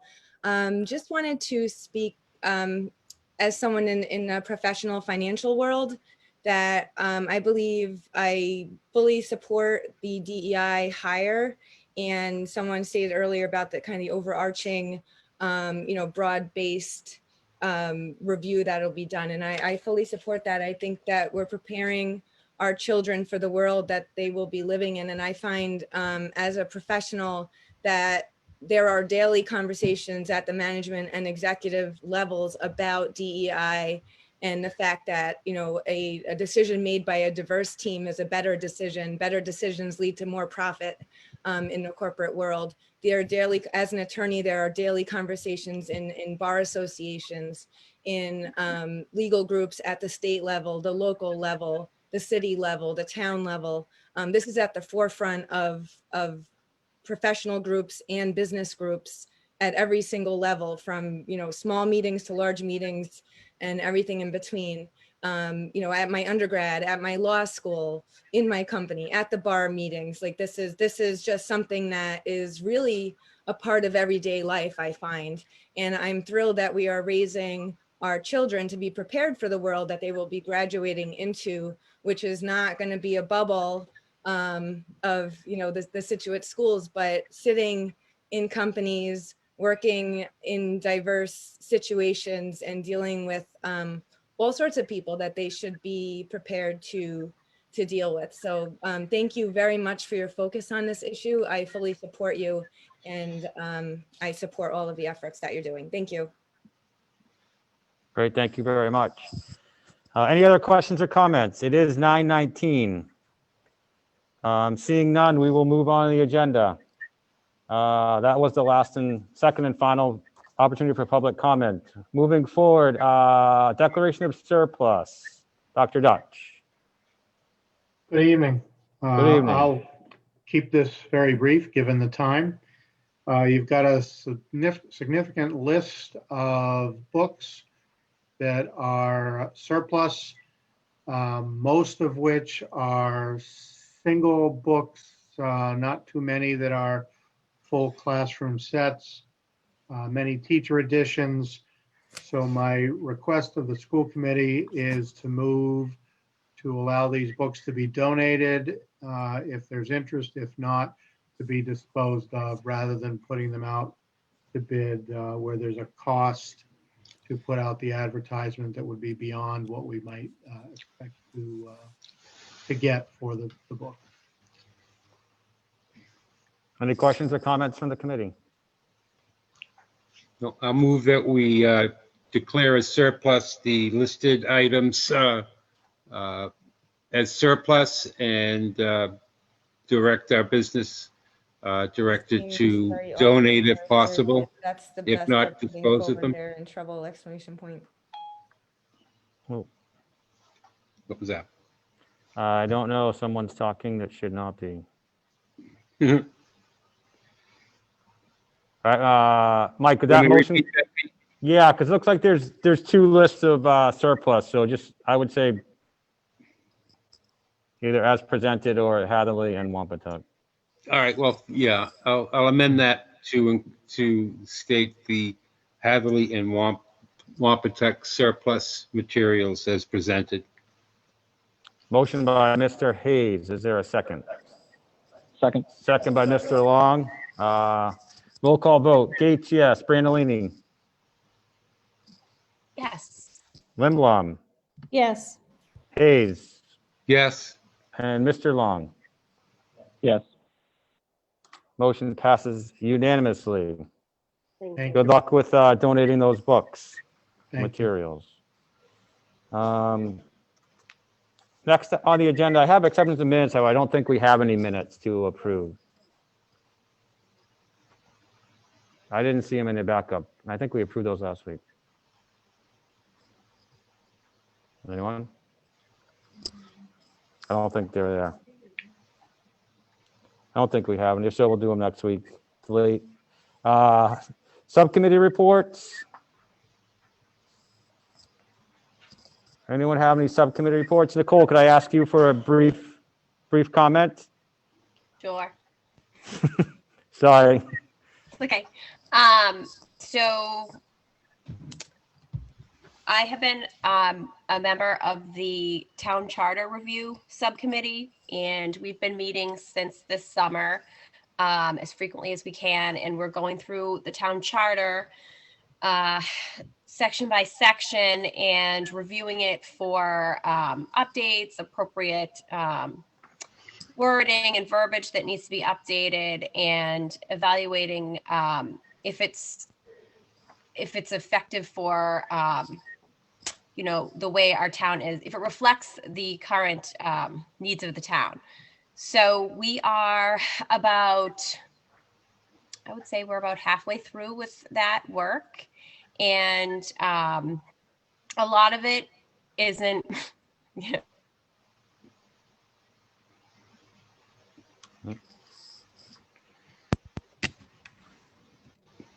guys hear her? Nicole, we lost you. Oh, there she goes. other towns that are There you go. have similar makeup to ours, and we are using their charters as reference points just to see what language they use and how far they go into definition in terms of different roles in the town. So like town administrator, what are the roles and duties? How far is that outlined in the specifically mentioned in the charter?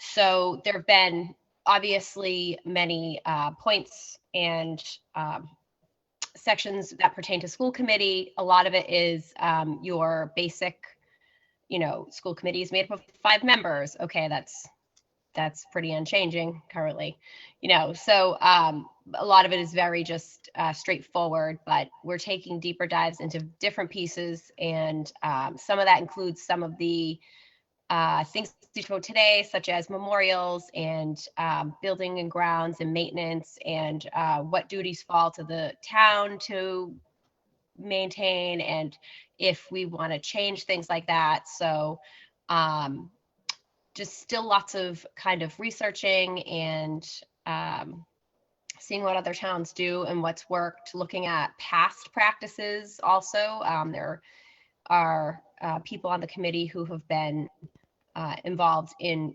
various town committees for a long time and have a great, really awesome background and history on, we tried that before, here's what happened with that, and here's why this is laid out this particular way in the charter. So I guess there's parts of it I'd like to discuss as a school committee more, but I'm not sure what the best way to proceed is. So I don't know what you think, Peter, in terms of how we kind of discuss, because I feel like we should be talking more about the pieces of that pertain to parts about Bill and superintendent role, and maybe some other discussions about our role. But I'm not sure where or how we should communicate those things. Yeah, I think there's a challenge that we often come up with that we've spoken about in the recent past, where as a school committee, we can't meet unless it's in public. And since this is a charter review and you're, I guess, a subcommittee member, I'm not really sure how to best facilitate it. But as you mentioned, there's some significant wording that could potentially influence a lot that's going on in the district, whether it be job responsibilities and or other. So I don't really have a good answer for you. However, we are in communication with the select board. Right. And we are attempting to establish some, I guess, regular meetings, of which we have not yet. And I'm hoping that we can come to some sort of, I guess, plan on how we can best do this. I honestly don't know.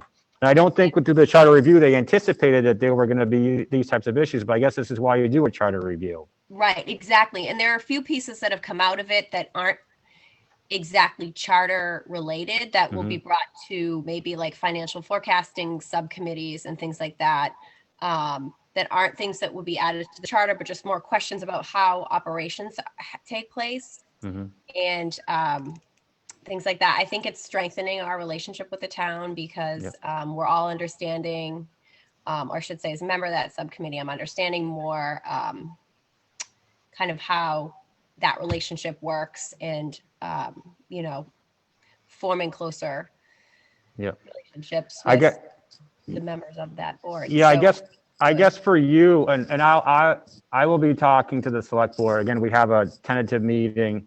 Actually, we don't have a meeting set up, but we have a discourse going. I lost you, Nicole. You there? Oh. Yeah. I just need to know from you in terms of timing.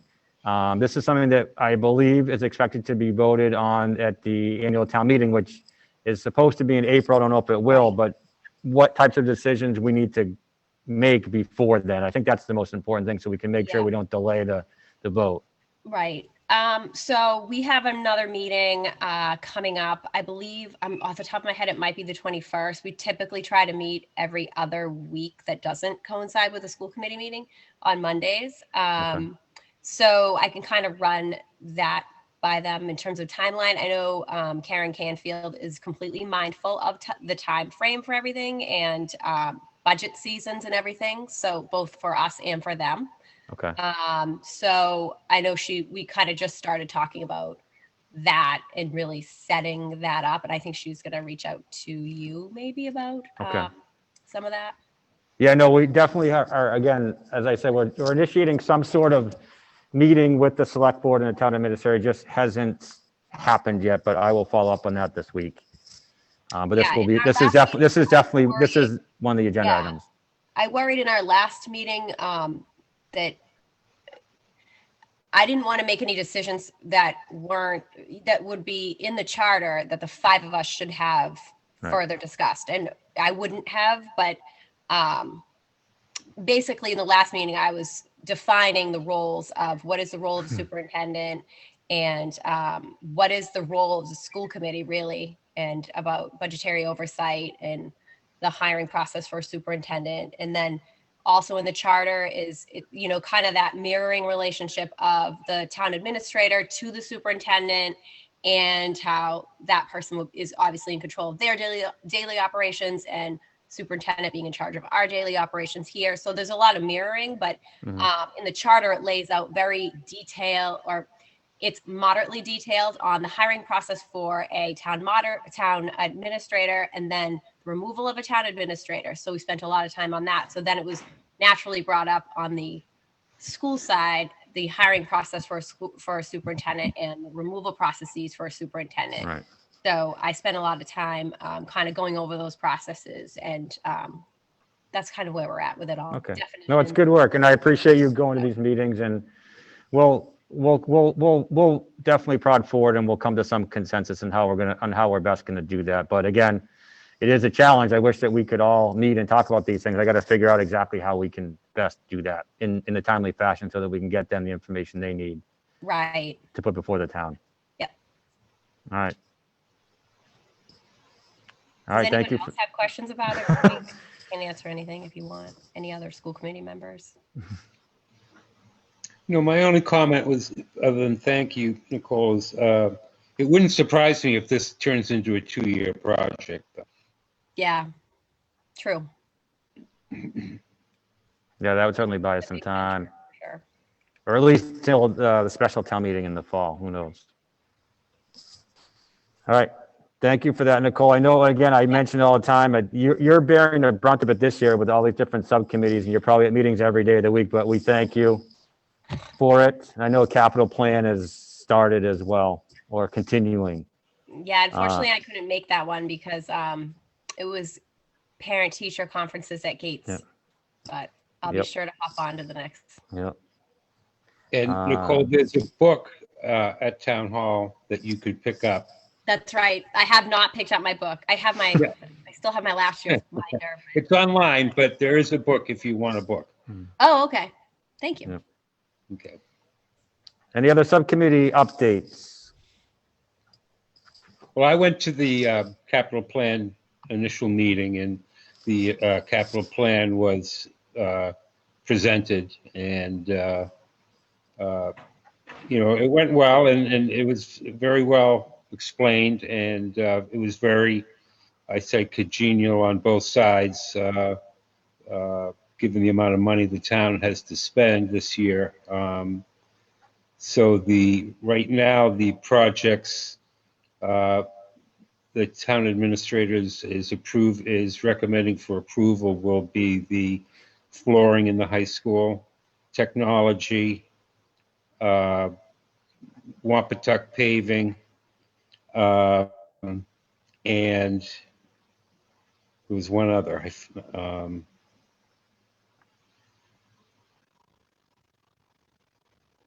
Do you know what that fourth one was? I think there are only We're going to be 3. meeting again shortly. I thought there was a fourth, but No, I think there were only 3 things that we requested for next year.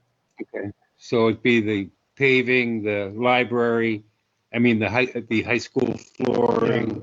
Flooring on the And- second story, yeah, and technology.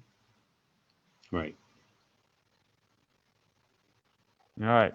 That's all good stuff, but there's a lot going on. And again, I say it all the time. I already said it, but the school committee has a lot of other responsibilities rather than just coming to these meetings every other Monday. We have other relationships and responsibilities. So I appreciate everyone doing those duties.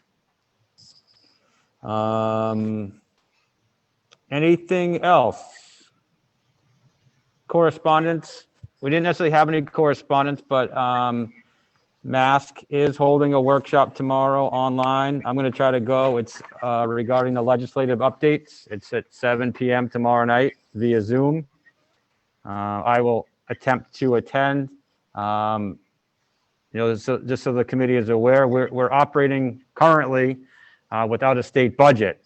So this is going to give a little bit of update in terms of where the state budget is and how it may potentially impact us. So I'm curious to hear that perspective.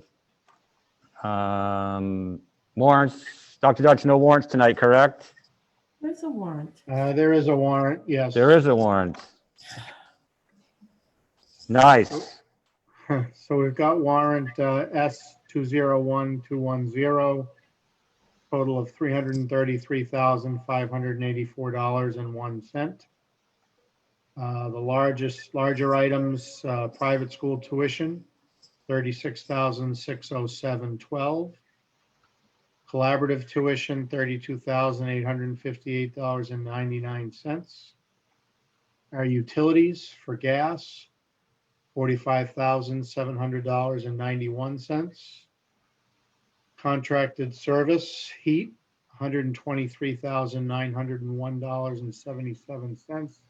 The bulk of that is for CBS, who has been continuing to work on the HVAC systems to keep everything functioning and up to standard. And then the last large ticket item is virtual high school, $33,825. We have additional students in virtual high school, particularly in our Latin program, because our Latin teacher is out on leave. So those students are participating in Latin through virtual high school. And that summarizes the big ticket items on this warrant.